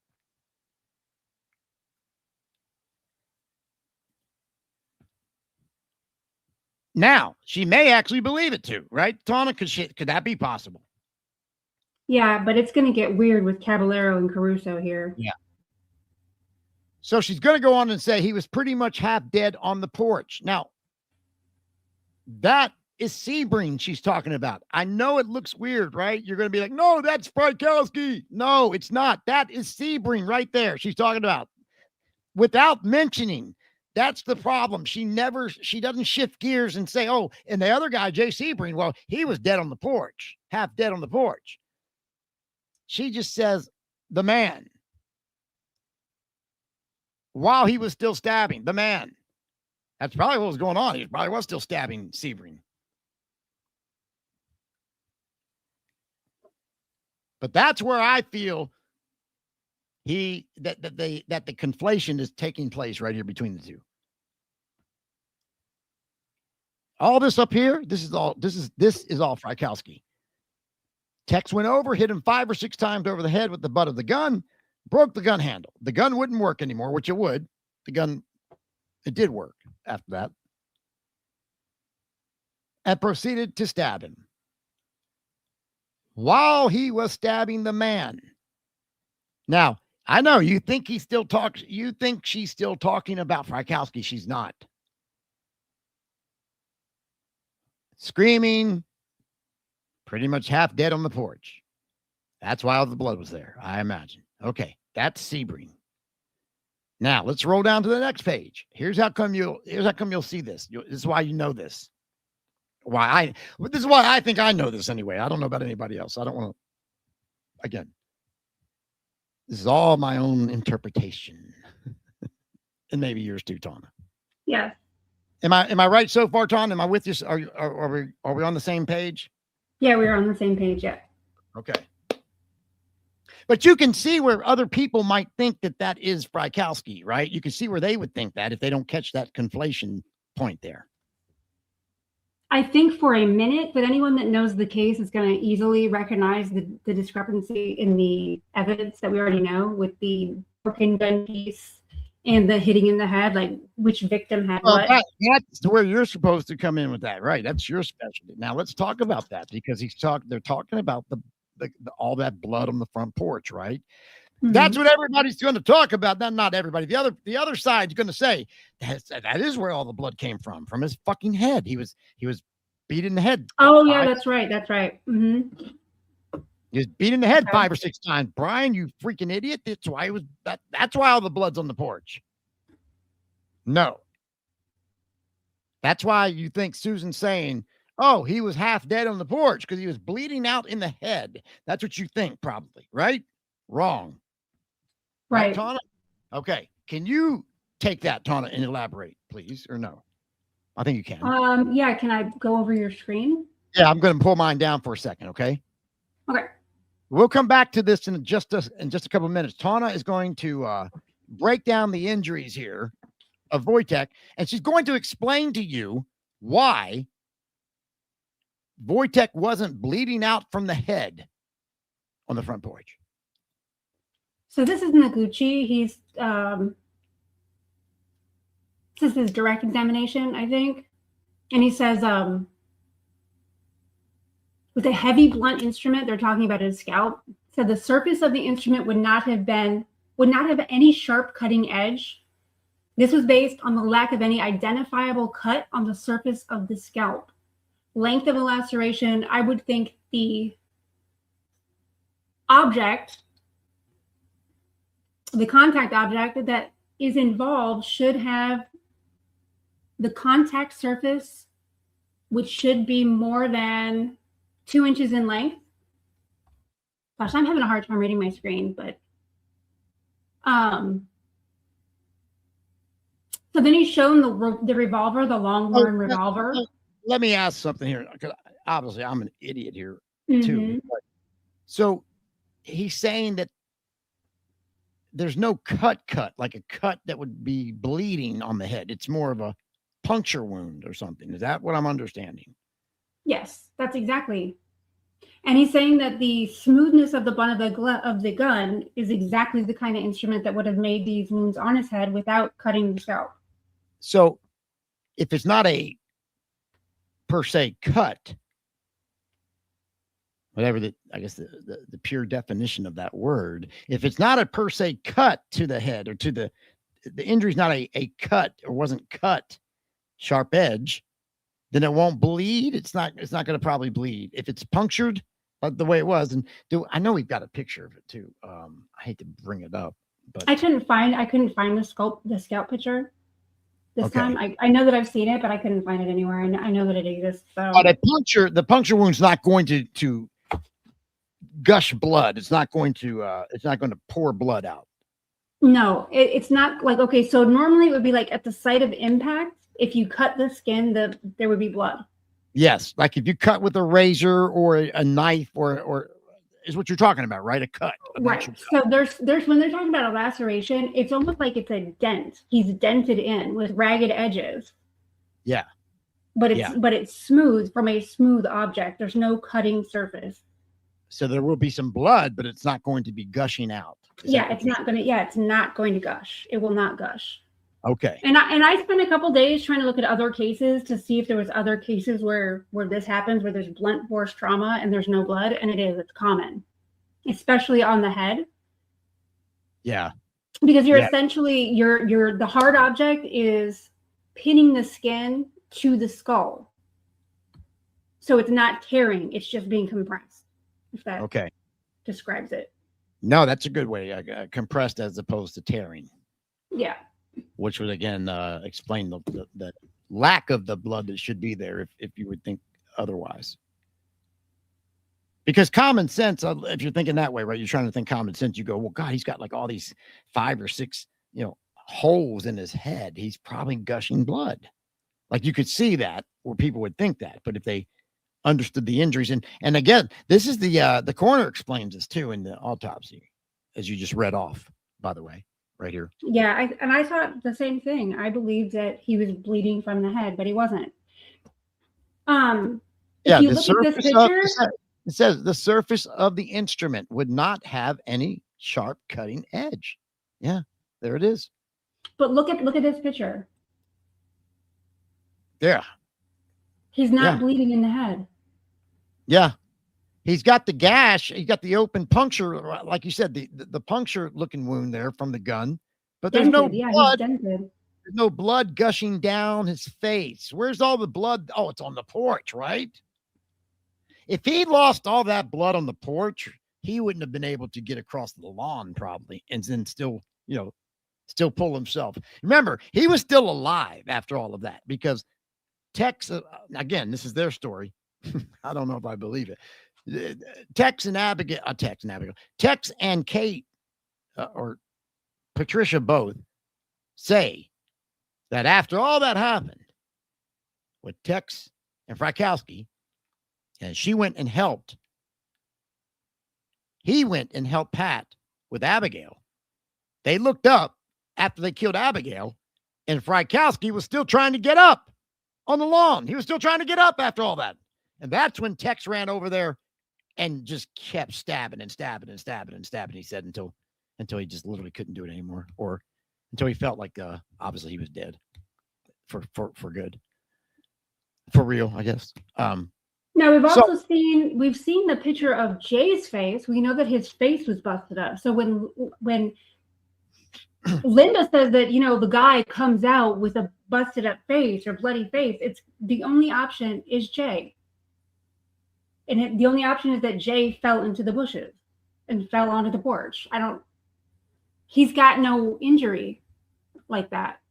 I mean, in my opinion, I should say. In my opinion too, but I mean, just looking at that picture right there, yeah, there's no real. That's a hard picture to look at because just we know the injuries, and that's not a clear one. But it doesn't look to be any facial injuries on him. If you look up by the collar, part of his shirt right there is still white. Yeah, but I mean, whereas his pants are supposed to be white with black stripes, but they're almost completely red from the blood from her stabbing him in the leg. Yeah, that's probably why. Like that. Probably why there's no trail. There is a trail. There's a trail. Because his pants soaked it all up. But look, man, his face does not have any facial injuries. Like, apparently Tex didn't hit him in the face with the gun or punch him or anything like that. I think he had some slight abrasions. Watson says it's because he was tussling around, rolling around with him. Watson says he was more or less wrestling, like jumped him from behind, rolled around on the ground with him. Whereas I think Jay, he actually punched him a couple times or kicked him in the face or something. He broke the gun butt on him. The gun handle. Yeah. That's why his blood's on there. Well, it looks like he just beat Frykowski in the head with it. But you're right; those puncture wounds don't seem to be gushing any blood. Look, if he lost all that blood on the porch, he wouldn't have been able to keep fighting the way he was. Good gosh. How tall was he? How big was the guy? I don't think he was that tall, was he? They call him 5'10", I think. Was he that tall then? Okay. They call him the tall guy, that like the big guy. And he's like 180 pounds, 175. And Watson's like 6'2". Yeah. And Tex is calling him the big guy. And says that he's incredibly strong. Wow. Right. So that's what I think too, Tawna. I think I'm with you. I totally agree with you. That's I'm sold. I'm sold on that. The coroner would know. And there it is in front of us. It's right in front of us. The picture doesn't lie either. I mean, he would have blood still rolling down his face right there. He would. If he was gushing blood out of those holes in his head. Definitely would. Yeah. So let's go back to the, with that being said, let's go back. Oh, yeah, it's going to get really weird now. Yeah. Let's go back to this interview that Susan Atkins is having with her attorneys as they get ready to write the story, 2 Nights of Murder. Make some money. Oh, yeah. That's what it's about here. All right. So she's going to go ahead and continue after that. What again, I'm calling conflation there. It's a quick one. You got to be quick. She's really quick with it. You got to be watching it. That's where it is. In my opinion, that's where it is. So she goes, and then they ask, just a minute, did Blank get shot? Maybe you're right. Maybe they're talking about Abigail. Could be. No, not that I know of, she says. And then now let's go to the next page. So, this is a little weird too, this question, because I don't know what these attorneys are doing here, Tawna. I mean, are they talking to themselves here? They're talking to each other. To answer a question, yeah, the front porch light was on, and there was also Christmas lights along the fence that kind of lit up the yard a little bit. And they're asking each other the question here, like they were there or something. I mean, this is Cabarello, right? What is his name? Cabarello? Cabarello? Yeah, Caballero. Yeah, he starts asking Caruso about the crime scene, like Caruso was there or something. Yeah, it's really weird here. As he was running out, when, Paul, is it your recollection that I don't know. I think I'm misreading that. I'd love to hear the audio. No. Yeah, something tells me the audio is different than that right there. Like it's going to sound like it probably makes sense if we could hear it. Anyway, so they literally just asked her. Wait, does he actually say yes? He actually answers back? Yeah, he answers back. What? Yeah, Caruso answers back. Yes, that's why it gets really weird. What is it? What? All right. And then Caballero, he fills it in. All right. So for those that might not realize this, the C up here, the C that you see, the letter C, that's Caballero, right? Caballero. See, God damn it. Caballero, whatever. There you go.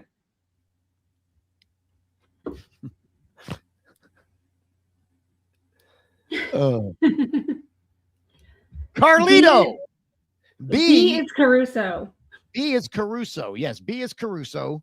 Paul Caruso, the other attorney, and A is for Atkins, obviously. But here, the very first question on this page, you got Carlito asking Caruso a question about someone being shot up there that night.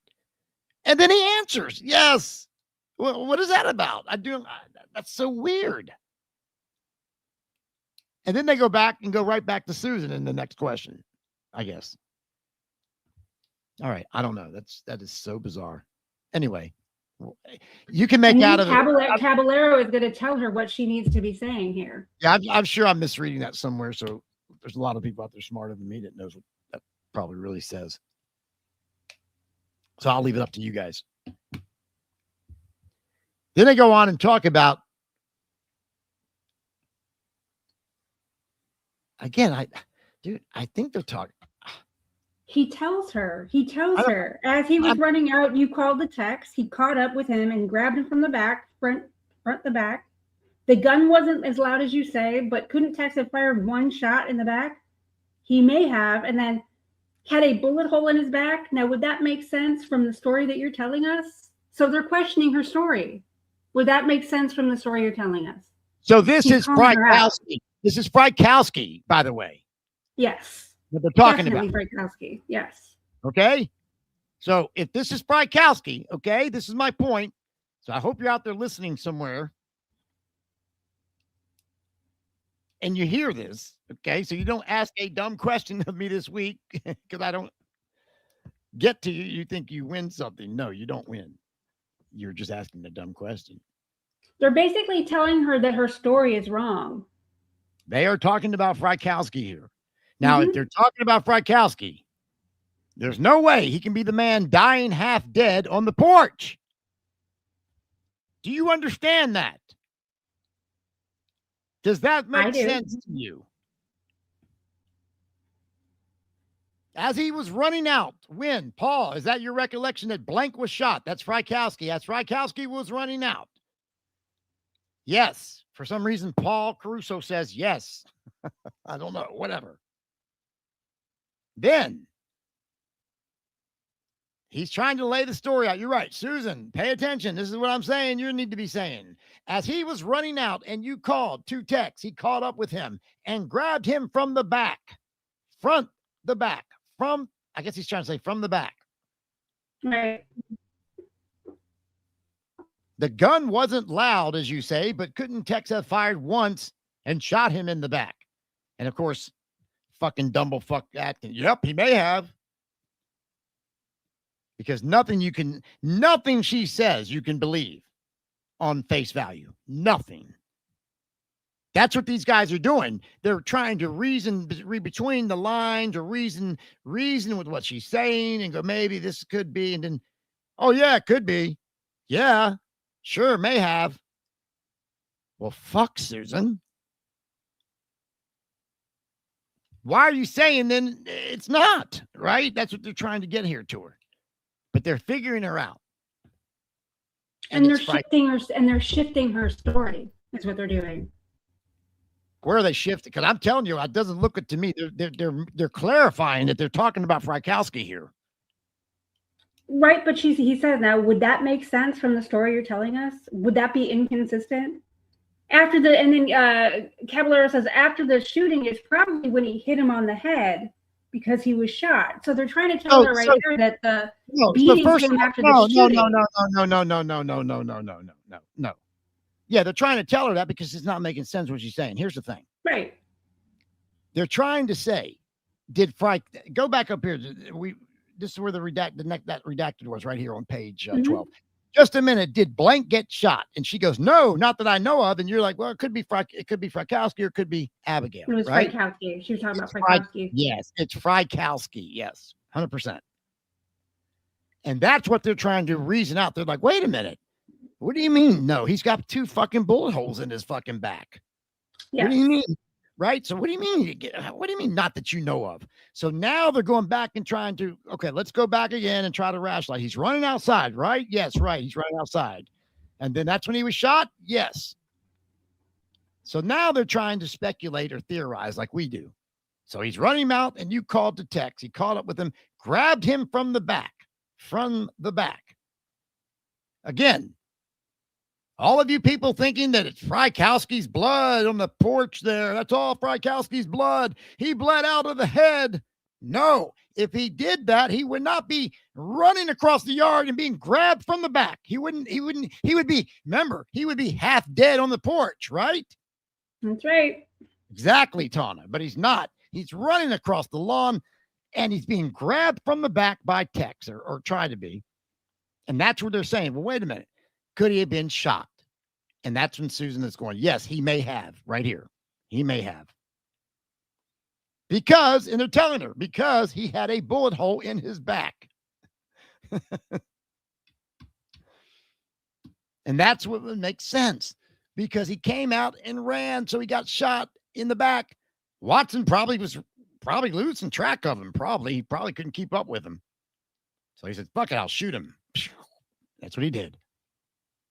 Now, why didn't Susan just sit there and why wouldn't she just say, yeah, he got shot in the back. I saw it. Or because you know why? She probably didn't see it. Where was she? She was in the house. She didn't see that. There's no way, because she would have seen it if she was there. And there she's going to say it. I don't remember him being shot.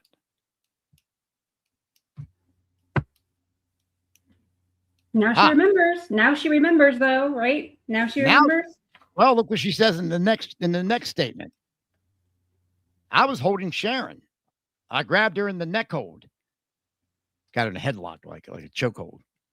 So she's not even seeing this, right? She's inside. You're right, Tawna. You nailed it. She's in the house. She's not even seeing it. She has no clue. So in a sense, though, she is telling the truth. Not that I know of. Did such and such get shot? Not that I know of. Because she probably doesn't know. She was inside. Now that also makes me think too. Can I sidebar here? Can I freestyle for a moment? Yeah, go. Let's say she's telling the truth in this one instance, just for the sake of argument. Can we play that for a minute? Can we play Susan's telling the truth for a minute? Yes.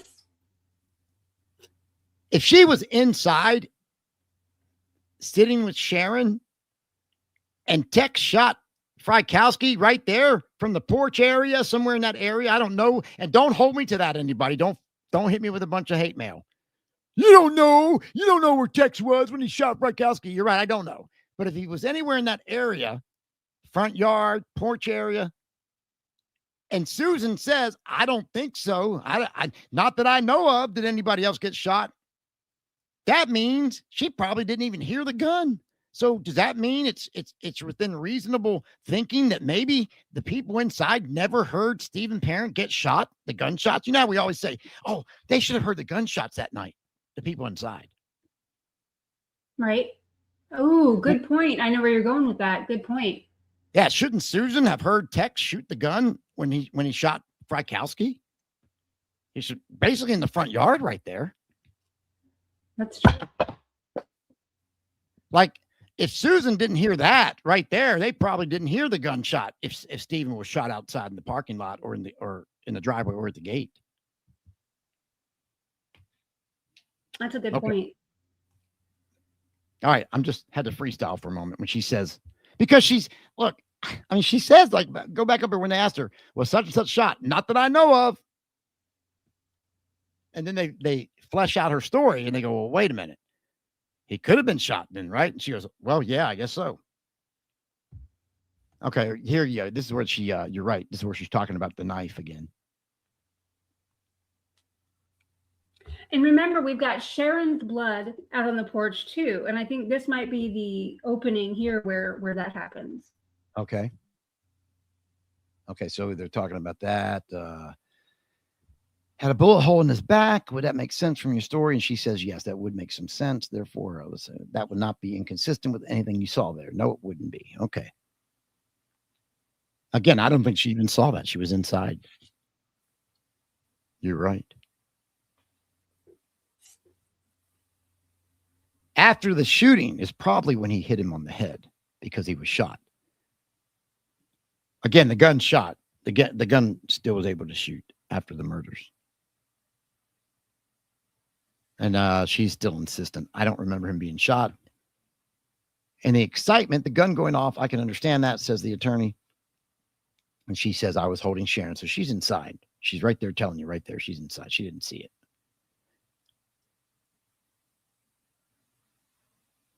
Wait, what do you think of that? Do you think that all of the head wounds could have happened after the gunshot when he's on the lawn? Or do you still believe that the hitting in the head happened in the house? Actually, I can't, that's, wow. Now that I'm thinking about it, I guess it could have happened out there. He could have been so fucking mad, right? That he was still, see, again, he says in his book, when he was helping Pat kill Abigail, they looked up and saw Frykowski trying to get up. He was trying to get up, pull himself up on the lawn, okay, where Tex had left him or shot him. And that's when he ran over there and continued to stab him, like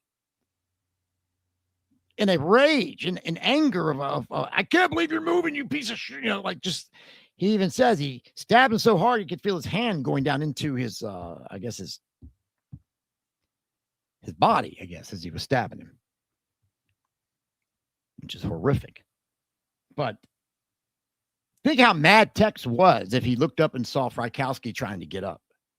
Think how mad he must have been. So he goes over there and he stabs him until he's not moving at all anymore, probably not even breathing. And he probably was beating him in the head with the gun too, out of just rage. I mean, it's possible. But I don't know. I mean, it's just as likely that when they got into the fight or when he was trying to stop him from going out of the house or fight him in the house there to help Susan, it's possible he just started wailing on him there.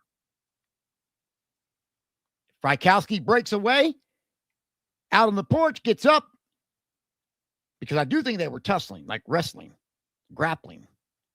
So Frykowski breaks away, gets up, starts to make a run for it.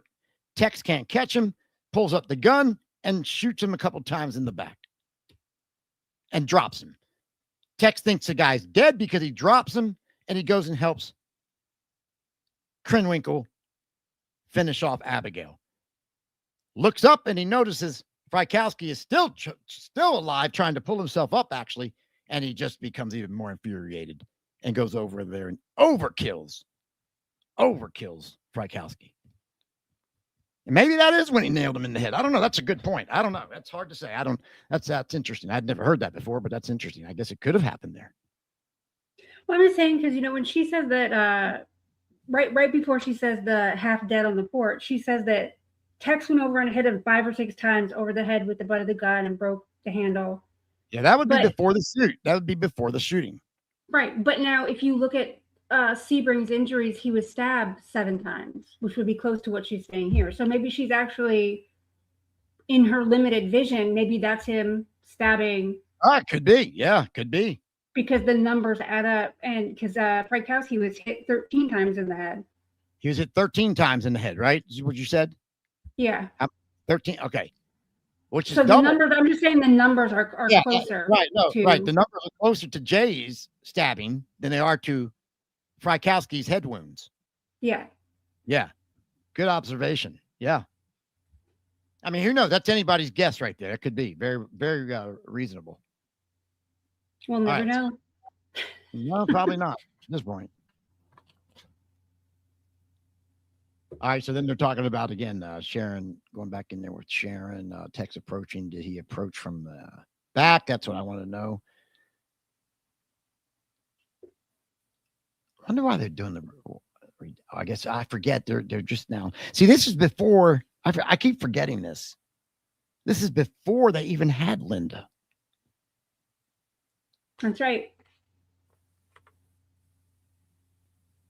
Man, they just burned. They just used Susan like toilet paper, didn't they?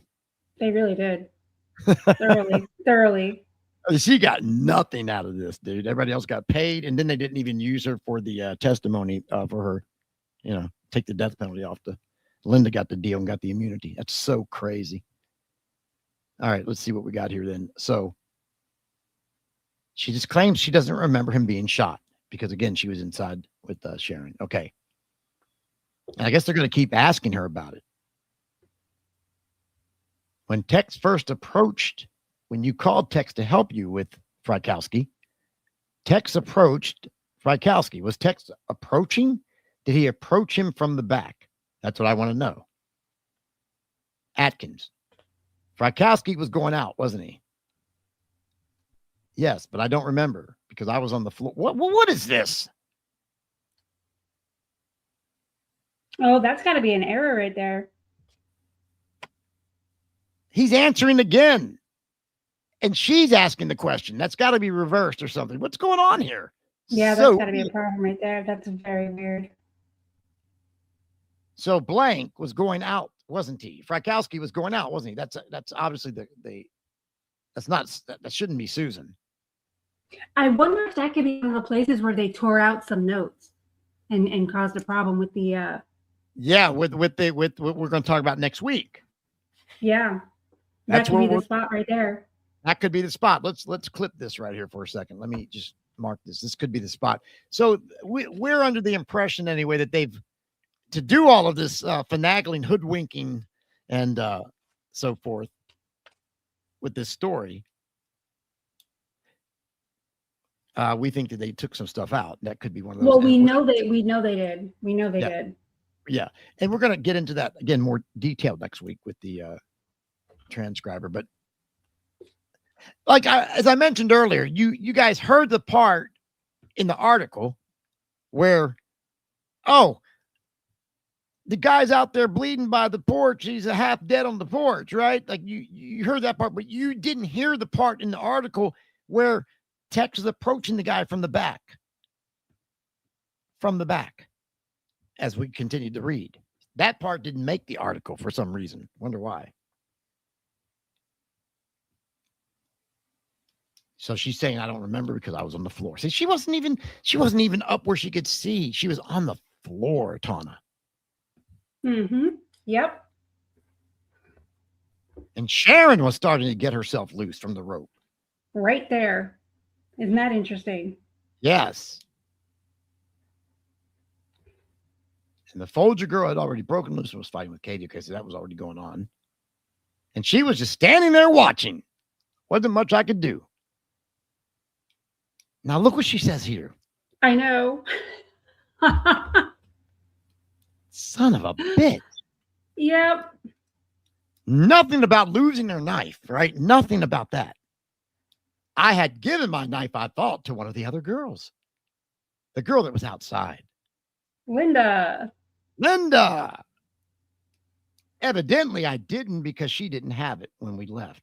So I figured I had lost it in the house, which threw paranoia into me as we left. Dude, what do you think of that?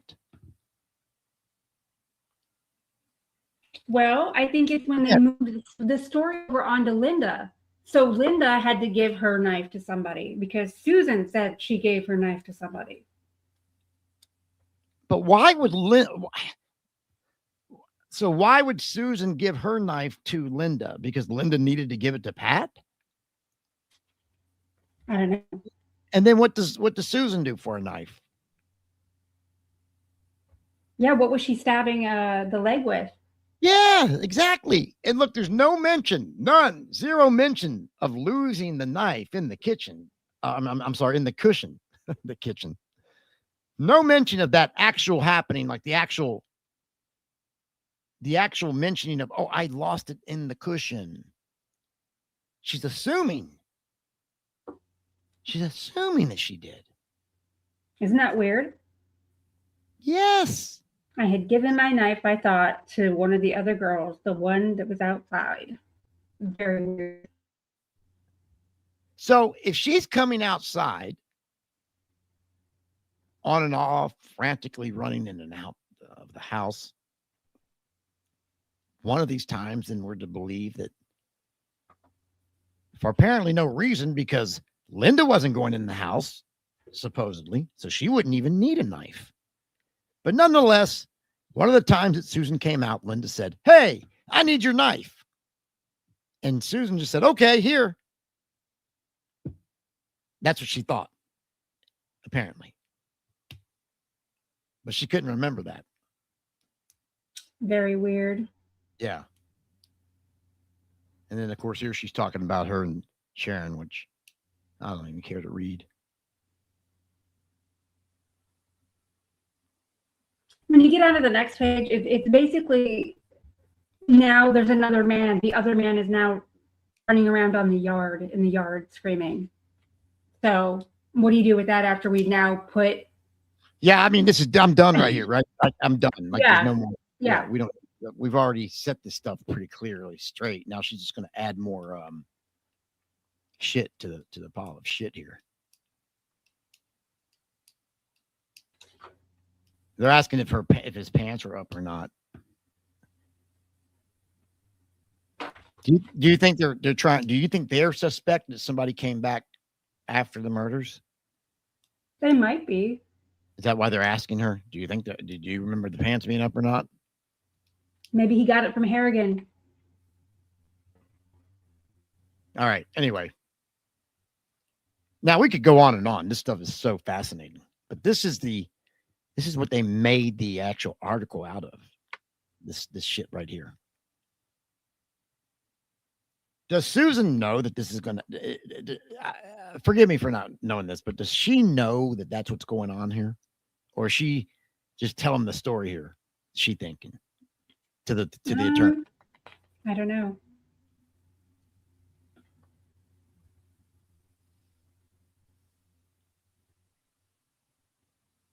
And she's telling Tex, "I can't do it, Tex. I got her arms though. You do it." And Katie couldn't kill her. So Tex stabbed her in the heart. And he told us to get out. We, Katie and I, went running outside looking for Linda because we didn't see her and yelling for her. Can you imagine after just killing everybody and you're like, "Hey, Linda! Linda Kasabian!" Yeah, that's fucked up. We just killed 7 people or 5 people. Linda Kasabian, where are you? Did you hear anything last night, ma'am? Crazy. Then she started talking about all the bullshit that supposedly did happen and then didn't happen. Oh, here comes the buck knife, the black tape handled knife. Oh God. I don't want to get into this right now. Remember, this is where we talked about this years ago, a couple of years back, Tawna, where Susan's claiming she had the black tape handled knife. But they don't want her to have the black tape handled knife for some reason. They want her to have Linda's knife because that way Linda's not in the house because Susan's got her knife. But Susan is adamant. And I got to tell you, this is the one time that I think Susan is actually telling the truth. I'm sorry. I'm not trying to defend her. I'm just trying to say when I decipher this crazy woman, this is the one time I think she's telling the truth because she's adamant that she had the black tape handle knife. And this is why she's adamant, because of the black tape picking up her fingerprints. And the attorneys are just so like, yeah, come on now, you sure? And she's like, well, okay, yeah, but nope, I had the black tape handle one. But we've gone through this before, though. Remember, Tawna? We went through this a couple of years ago, but I guess we could do it here real quick. Again here, because again, I am so suspect of this knife story, right? The whole knife story. I am so suspect of that. That is where that's the equivalent of the magic shell, you know, where they put the ball under the shell and you're supposed to follow it, and then they mix the shells up. The shell game. Where's the magic ball? Where's the knife at, Brian? It's in the cushion. Nope. Nope. That's the black tape handle one. Ha! Right? That's right. Yep. So you can see here, they're trying to ask her, what kind of knife did you have? She says, a buck knife with the black tape wrapped around the handle. I don't know if the police ever found it or not. And look at the attorney's question here. What makes you think it was black tape? That the way you recollect it? That's the way I recollect it. I know we had one buck knife and it had black tape wrapped around it because the handle was broken off. Just a little piece. The handle was broken? Yes, before we went there. Did it say anything on the blade of the knife? Not that I know of. Did it say buck? It probably did. I know it was a buck knife. How new or old was the knife? It was fairly old. Where did you get the knife from? From the ranch. It was stuck in wood. I don't know where the knife actually came from. Have you seen other knives there that had tape around them at the ranch? And she says, yes, one or two. And then she says, yes, I believe only one or one. And then they're going to get specific again with the tape. You say it had black tape around it. Could that have been the one of the knives brought there that night had black tape around it? Four perhaps did not have. Well, I'm not sure what that's. What did I just read? Could that have been that one of the knives brought there that night had black? Okay, so had that. Could one of the knives that had been brought there that night had black tape on it around it for perhaps that? Again, they're leaving something out here, Tawna, right here. Mm-hmm. Yeah. After perhaps to did. Yep. It just completely wiped that out. And then Susan is going to say no. Again, this is where she remembers why it was black tape. No, because I remember it having the tape around it. I remember holding it. And I remember looking at it. And wow, that's going to leave fingerprints. All right. That's why I think in this one rare instance, I think Susan is telling the truth here. Because of that statement right there. In the Tex Watson trial, Linda testifies that when they got into the car after Cielo, that she had the knife with the black tape on the handle in the car. Yeah. I don't know. I just think she's probably lying everywhere else, but right there, I think she's telling the truth, though.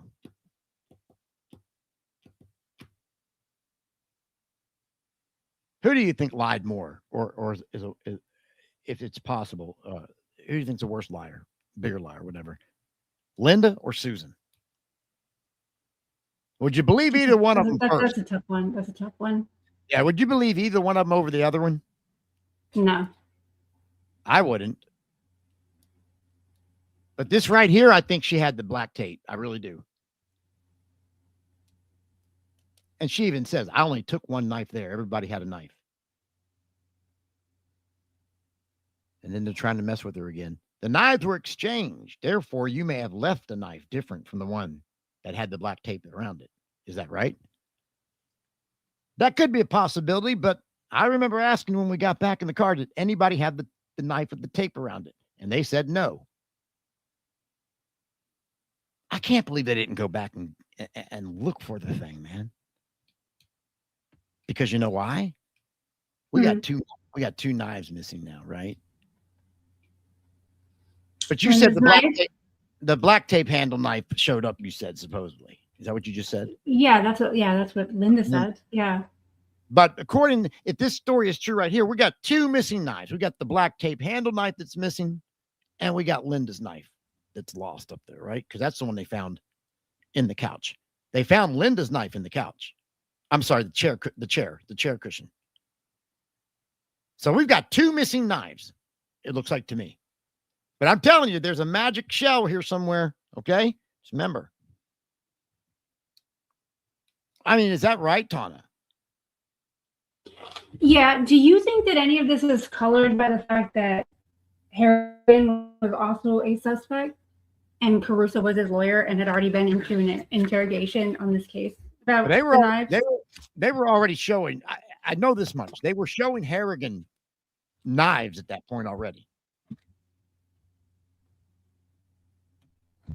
But why are they trying to, I don't know. See, this is where I think, okay, do you remember at the beginning of the show when I said to you, Evil Younger is bringing the Italians in here. For what reason? He's buddies with Kurt Cabarello, right? Mm-hmm. He's buddies with him. I'm assuming Caruso too. But we know he's buddies with the other one for sure. But the other one's a partner, so buddies with one. He's probably buddies with the other. Why is he bringing these 2 in? Because he needs somebody that he can trust to do this his way with him, right? Needs you to work this girl. If the other attorney that Susan had is on the straight and narrow, he's not gonna do this. He's not gonna play by the club rules, if you will. So they got to get rid of him, and they bring in these 2. And here they are. Look what they're doing. Because this other attorney, he probably would not be doing this to Susan if he stood with her, if he stayed with her, right? Right. I don't see that happening. This other attorney she had, the first one. So what do you think was the intent though? They are adamant. To have Susan with that other knife. While she says, no, I know I had the black tape handle because it had the black tape and I was afraid of the fingerprints. Like that's what triggered her to make her think of that. Like if she doesn't have that, Tawna, I don't think she even knows. I think she's just talking out of her ass. But she has a marker, so to speak, to give a little credibility to this statement here. And that marker is her saying, hey, the tape is what I was freaking about, leave my fingerprints on. That's how come I know I had that knife. And so then, what do you think? And then when I got back to the car, I asked everybody, where's the black tape? And then nobody said they had it. Go ahead. I'm sorry. What do you think their intention is going into this interview? Oh, they're trying to get like you said, they're trying to get the story out right here, just like they want it. Now, again, this is kind of early on. They don't even have Linda yet. So we talk about the bug. The bug's not even in this yet. Is he just in this right here, or is he yet to come in? I think he's already signed. Okay. But he's not flexing his muscles yet, is he? Not to these people anyway. So don't you understand this whole plan? Bug was the administrator of all of this. He was the carrier out of the punishment of the plan. This whole thing, this whole route is absolutely Evil Younger.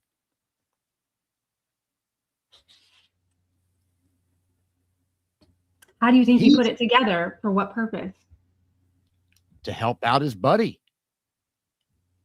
To stop to let Nixon proceed. To help Nixon with his little war that he was doing with Vietnam. That's what I think the whole thing's about. It's a scratch my back. You're going to scratch mine down the road, buddy. Do I have to remind you, Tawna? These guys are good old California buddies, good old California boys. Okay. I'm not talking about the Beach Boys. I'm talking about good old California friends from the elite. You know the club. Mm-hmm. You know the club. And Dickie went on up the ladder. He went to become the president. And this guy, Evel Younger, he's the attorney general. But they're all buddies.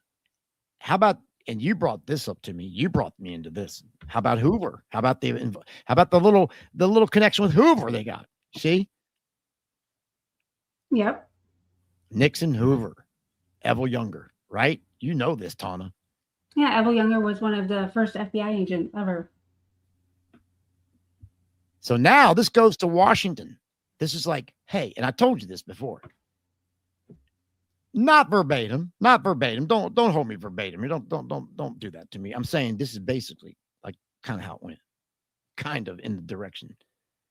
Hey, Dickie, you ain't gonna believe what happened this weekend here in LA. Those fucking hippies fucked up this time. They ain't that peace-loving fucking nothing that you thought they were. They're a bunch of murderers. Oh, yeah. We got them. That's kind of how it all developed. Now, Nixon went on to get, he didn't get in, he resigned because of the Watergate. But had he not have resigned, had that Watergate thing not have come out, I often wonder, what would have happened? What would have happened with Evel Younger's career?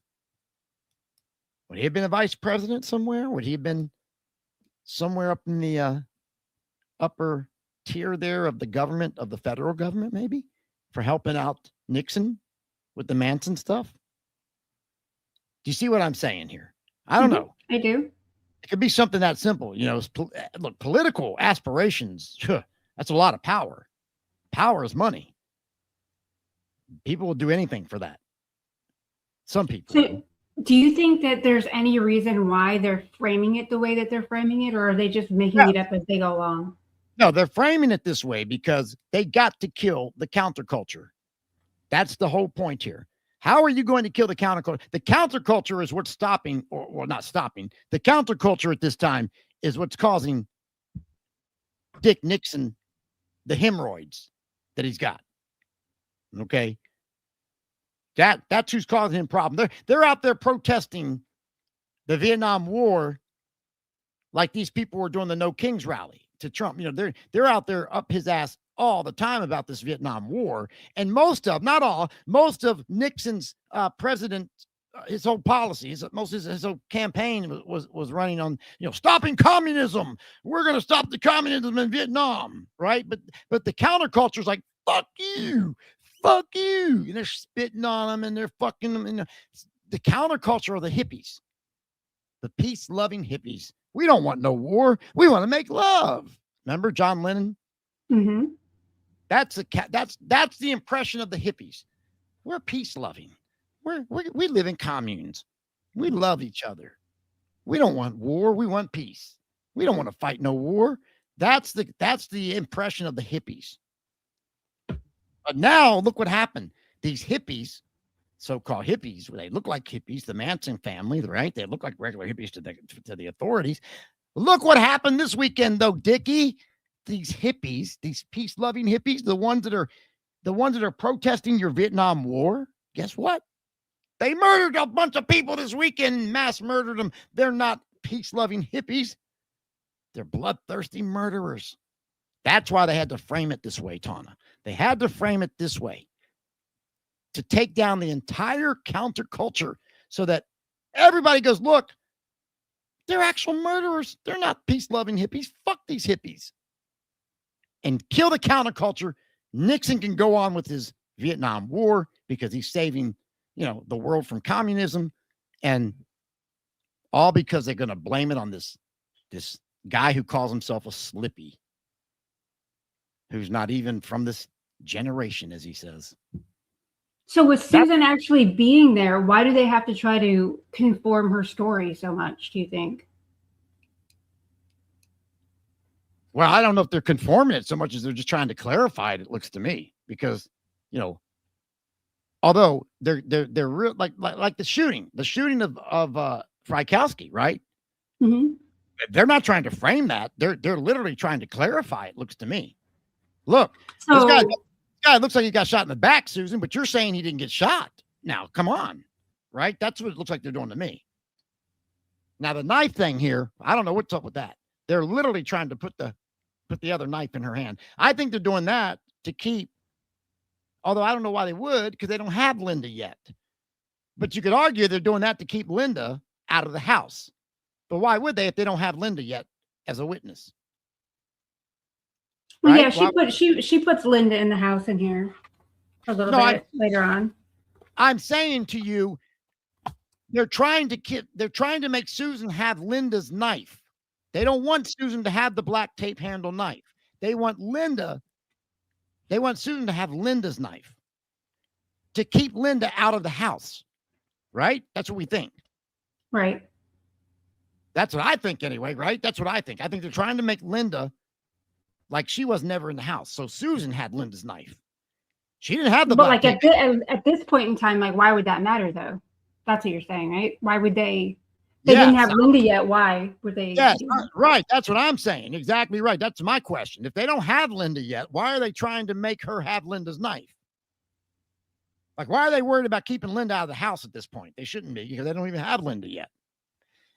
Unless they know something that we don't already. Like maybe they think they're already going to get Linda. I don't know. I don't know. Again, I'm asking questions. I don't know these things. But that's what I think they're doing here, right? But for what? Because they are trying to keep her from having that black tape handle knife. I don't know. That's evident here to me. Do you think that it's possible that maybe Harrigan did have something to do with it and they know details from Harrigan? And they're trying to conform her into things that he said? I can't say it's not possible. I mean, your guess is as good as mine on that one. I don't know, man. I don't subscribe to that right now myself, but I can't say it's not possible. No, I can't say you're wrong. I had no clue. Maybe. Well, I don't think that, but I'm just wondering if you did. No, I don't think that at all. But if you told me that, I wouldn't fuck with you over it because who knows? I mean, literally, this thing could go, who knows? Remember, Tawna, it was fucking close to 40 years before we even knew or Linda confessed to going into Stephen Parent's car. Okay? Yeah. I don't think people think about that hard enough. Like, we didn't know for sure. We thought maybe, or did she go in? Look like something's going on. But nobody ever said that. They went into the car until Linda said it in that documentary. 40 years later, thereabouts. Now, again, what else are they leaving out? What else are they leaving out if we didn't hear about that for 40 fucking years? Think about that, man. That's almost half a century. I got a problem with that. I got a big old problem with that one. Well, with Caruso, the conflict of interest between, Susan and then representing Harrigan, or Harrigan and then representing Susan, it just makes me wonder if like that conflict of interest had any sort of like material effect on anything that happened. Well, and here's page 17, right here is where I was talking about earlier. They showed my client Harrington several knives when they were questioning him, and he couldn't identify any of them.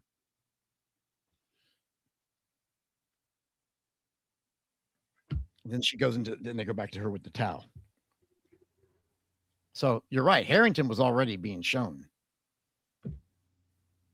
Could they be trying to sway this black tape handle knife some? I don't know. I don't know. I mean, it's so weird. You might be onto something there. Maybe they're trying to. Maybe that has something to do with Harrington. Look what they put Harrington. See, we all get it wrong, man. We all fuck up. I mean, what do you think about that? I'm not sure, but I think that when I read this interview and I see the way that they're trying to shift little details, it makes me suspicious because I don't know, like it is possible that maybe Harrigan had something to do with it. Maybe not main player of it, but there's got to be some reason why the police suspected him so much. Yeah, good point. Yeah. Or maybe just during the interrogation of Harrigan, Caruso learned something that he's trying to conform Susan to, and it doesn't really have anything to do with Harrigan, other than that's how he knows the information is from being in the interview with them. But either way, it just seems like that shouldn't be going on. I know. That's what I'm saying. I get an uneasy feeling when I read that right there. Yeah.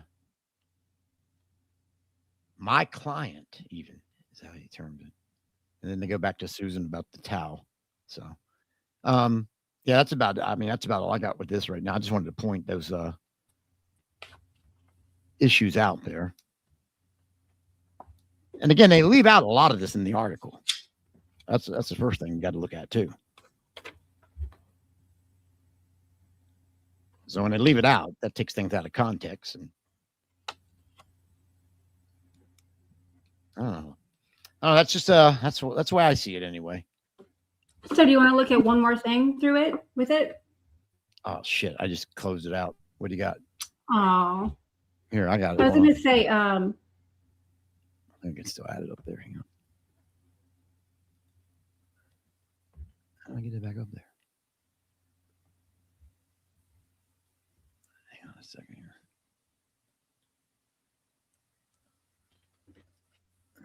Let me open it back up. No, it's not important.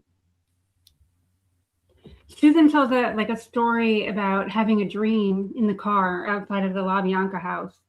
Oh, yeah, I've heard that actually. Yeah, where Manson tied everybody up. And this is like she's having this dream that Charlie tied everybody up inside. And I just always thought that was kind of interesting that she's got this dream scenario that happens. And then now you have Linda, who's got to basically take Susan's story and take every aspect to, make it the same. And now she says, oh, I think I might have heard him say, don't go and kill anybody, or, don't let them know you're going to kill them. And I tied them up. Mm-hmm. Which is essentially what she says in this dream is about, this dream that she has. It's very weird. I don't believe Susan had a dream like that. She was flashing. She was flashing on it. A flash on it.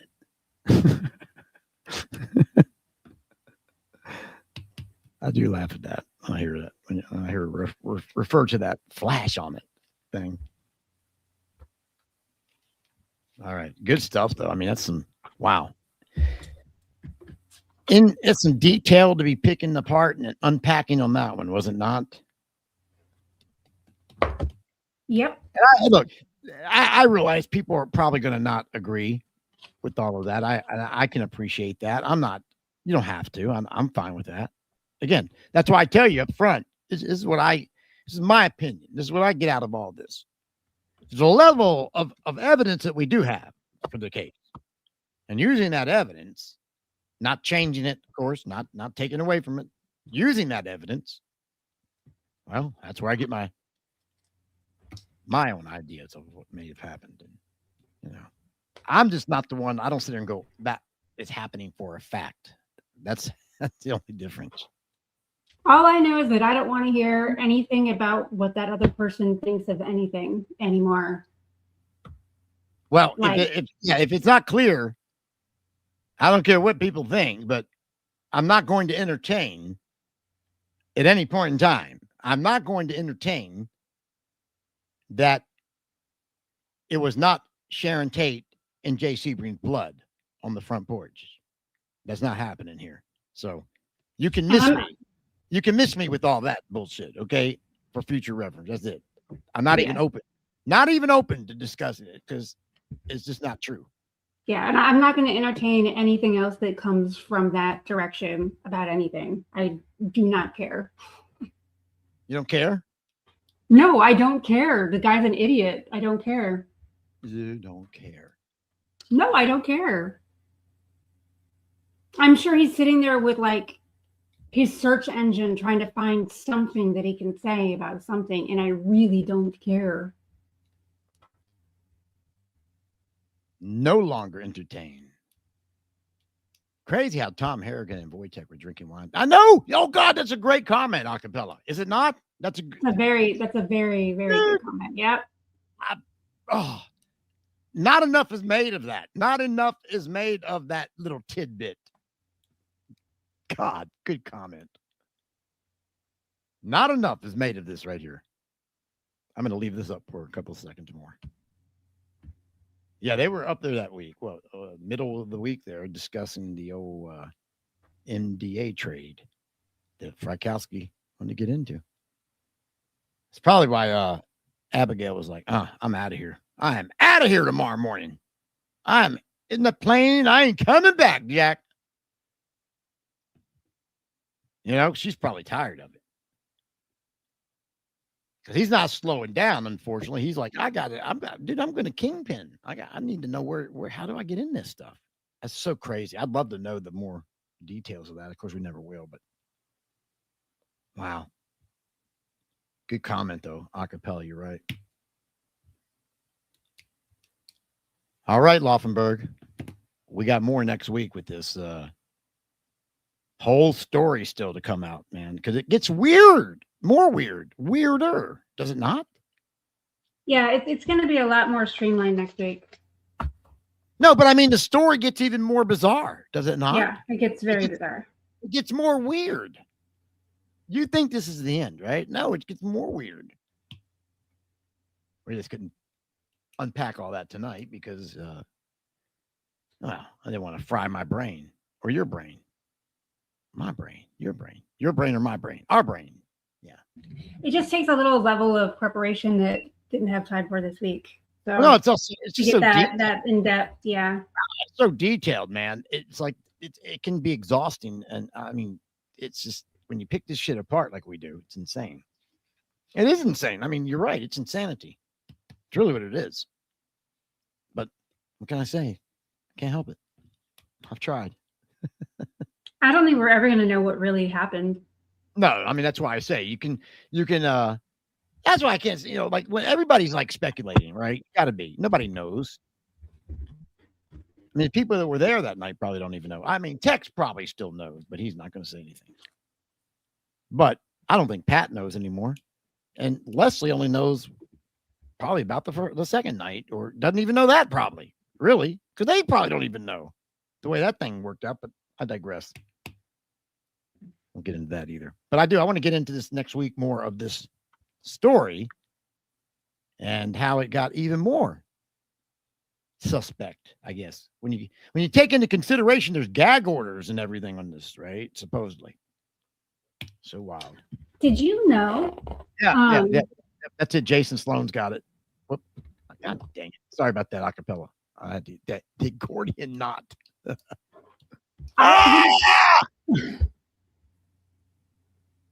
I think it's really interesting if you've read Ivor Davis's second book.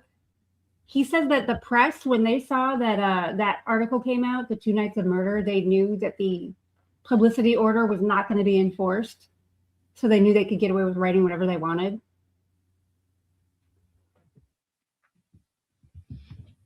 Well, they did. That had an effect. It had an effect. Look that. Gil Hodges, look that. Ooh, I like it. I like it a lot. I'm cutting back. Only 43 F-bombs tonight, Laufenberg. You had 1. Thank you, Gil. Fuck. No, you can't do that. On purpose now. Stop. Is that cheating? Is that cheating to just say it? I don't know if it's cheating, but I mean, because you're still saying it. But intentionally, I guess. Manson sent Caballero to the cornfield. I don't know what that means. That's funny, though. Keep saying fuck. They like it. They're using you as ASMR. Mm-hmm. How about that? Okay. How about that weird shit? ASMR. How weird is that fucking shit? Who came up with that? You ever hear that? You ever listen to that crap? No. ASMR.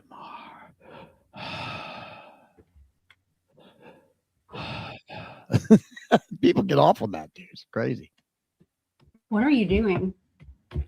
ASMR. What do you mean? What am I doing? That's what I'm telling you. ASMR. Like that's your generation, isn't it? Millennials or are you millennial? I can't even remember. But they like that ASMR. Yeah. Or you just they breathe and shit into the microphone and they get off on it. It's so weird. Yeah, there you go. That's a good one there. James Watson. They want that would be that's the ASMR they like they want to hear you eating M&Ms. Right. Okay. No, the sound of you eating M&Ms is going to be calming for them. Like that's what this whole thing is about. That's what ASMR is about. Like you hear these weird sounds and it calms people and they are getting off to not I guess I don't know sexually. I don't guess it is sex. How could you do it sexually? Like my pen or something? Maybe, yeah, maybe that or breathing or something like that. Or maybe where's Bunny? Do we have a Bunny update? That'd be some ASMR. No, she's not in here. That'd be some Bunny. That'd be some hell of an ASMR, wouldn't it? That'd be some getting on your ASS is what that would be. All right. So no Bunny tonight. I could call her. No, they want the cat. That's what they're asking for. Where's the Bun Bun? Kitty. What'd you call her? Bun Bun? Yeah, I call her Bun Bun. Is that what I just heard? You forgot you were live still, didn't you? Bun Bun! Bun Bun! This cat will eat your face alive. He won't even wait till you're dead. Like she would eat your face alive right now. And she's calling her Bun Bun. Yes, Bun Bun. Like Bun, Bunny. But are you still? Yeah, I remember you were eating the Reese's here one time, and they were 4 years ago. They were liking that. They haven't forgotten it still. So next week, bring back the Reese's. See, like now the cat's pouting because we made fun of her name. No, let's do it. Do the Reese's. We'll do some ASMR next week. Right. Sure, we will. Yeah, be fun. Be fun. You can get that iced coffee and chew on the ice. That's what you could do. So I'm going to get the big craft jar mayonnaise. Mm-hmm. We're gonna have a little picnic, Laufenberg. All right. I guess that's about it then for tonight. Yeah. All right. Mm-hmm. Man, thanks for going into that this week. I appreciate it. I was so. I mean, when you got into that last week, right? Because I didn't know if we were going to do it this week because I didn't know if you were into it or not. I was the one who wanted to get into it because I was so taken back by last week what I was reading. And then I had to think, oh, wait, that's Susan talking, though. You know? But, dude, Linda didn't talk about going in Steven's car for 40 freaking years. What else are they leaving out? Think about it. Hey, Jason, thanks for coming in, my friend. Good to see you as always, and thank you for the comment. You guys are awesome as always for the support. Dude, last week, woo, red hot. I couldn't believe it even. I think one of the highest viewed shows we've had in a long time. So thank you guys for that. I know it's not easy sometimes to support us because, goddamn, we don't even know what we're doing. But God bless y'all. I'm so thankful. Tawna, what do you think? We got some loyal listeners, without a doubt. I'm not even playing around. Like, I really mean this. We do. And I guess that's why we keep doing it, man. Anyway, thank you guys for coming in tonight. As always, it's great seeing and talking with you. And, man, I'm open to anything you guys are talking about. I mean, I don't know. I have no answers. Just my own guesses, as good as yours. But I do try to keep it based on some type of, concrete, or at least I don't know about concrete, but at least the evidence that we do have. And again, wait, she's here. The blood, I heard her. The blood on the porch. That's evidence we do have. And believe me, it is 3 types that it looks like. And 2 of them are Sharon and Jay's, in my opinion. Well, not even opinion, it's fact. Bunny, how are you? I'll eat your face off.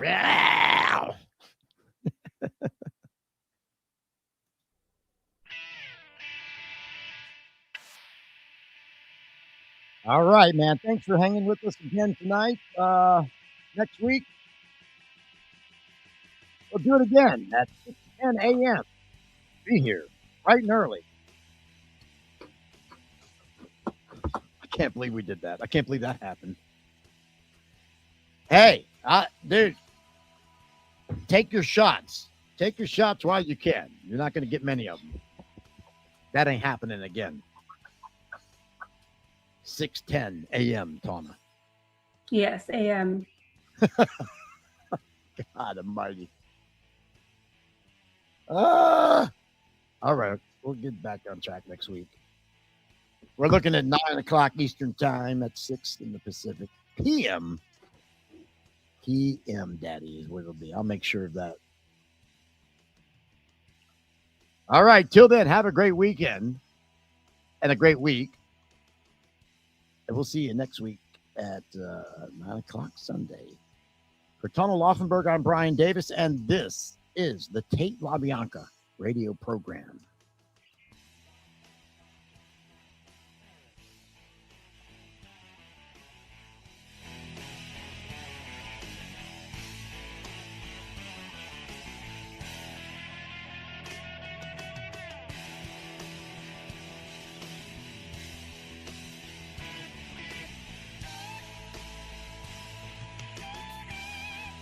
Oh, wait a minute. Oh, the phone.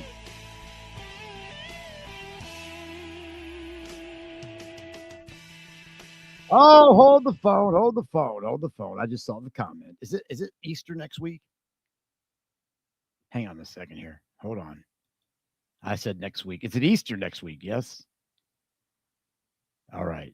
If it's Easter, I'm sorry. We can't do the show on Easter. Doesn't happen. No, I'm not back for another. He's back for another 3 hours. Everybody, click the little X button in the top right corner real quick before he gets started. No, I just saw the comment that it was Easter next week. Okay, thank you. Whoever said that. I just caught it on the way out. Folks, I'm sorry. There is no show next week. It's Easter. I didn't know this. I wasn't even, God, where am I at? I didn't even know it was already Easter. Holy shit. Did they move it up? Is it usually Easter already? What is going on here in this world? Crazy. All right. No show next week then. You're hearing it now. No show next week because of Easter. We'll be back the following week. And thanks again for catching that. I had no idea. All right. Have a great weekend. Happy Easter, everybody. We'll see you on the following Sunday.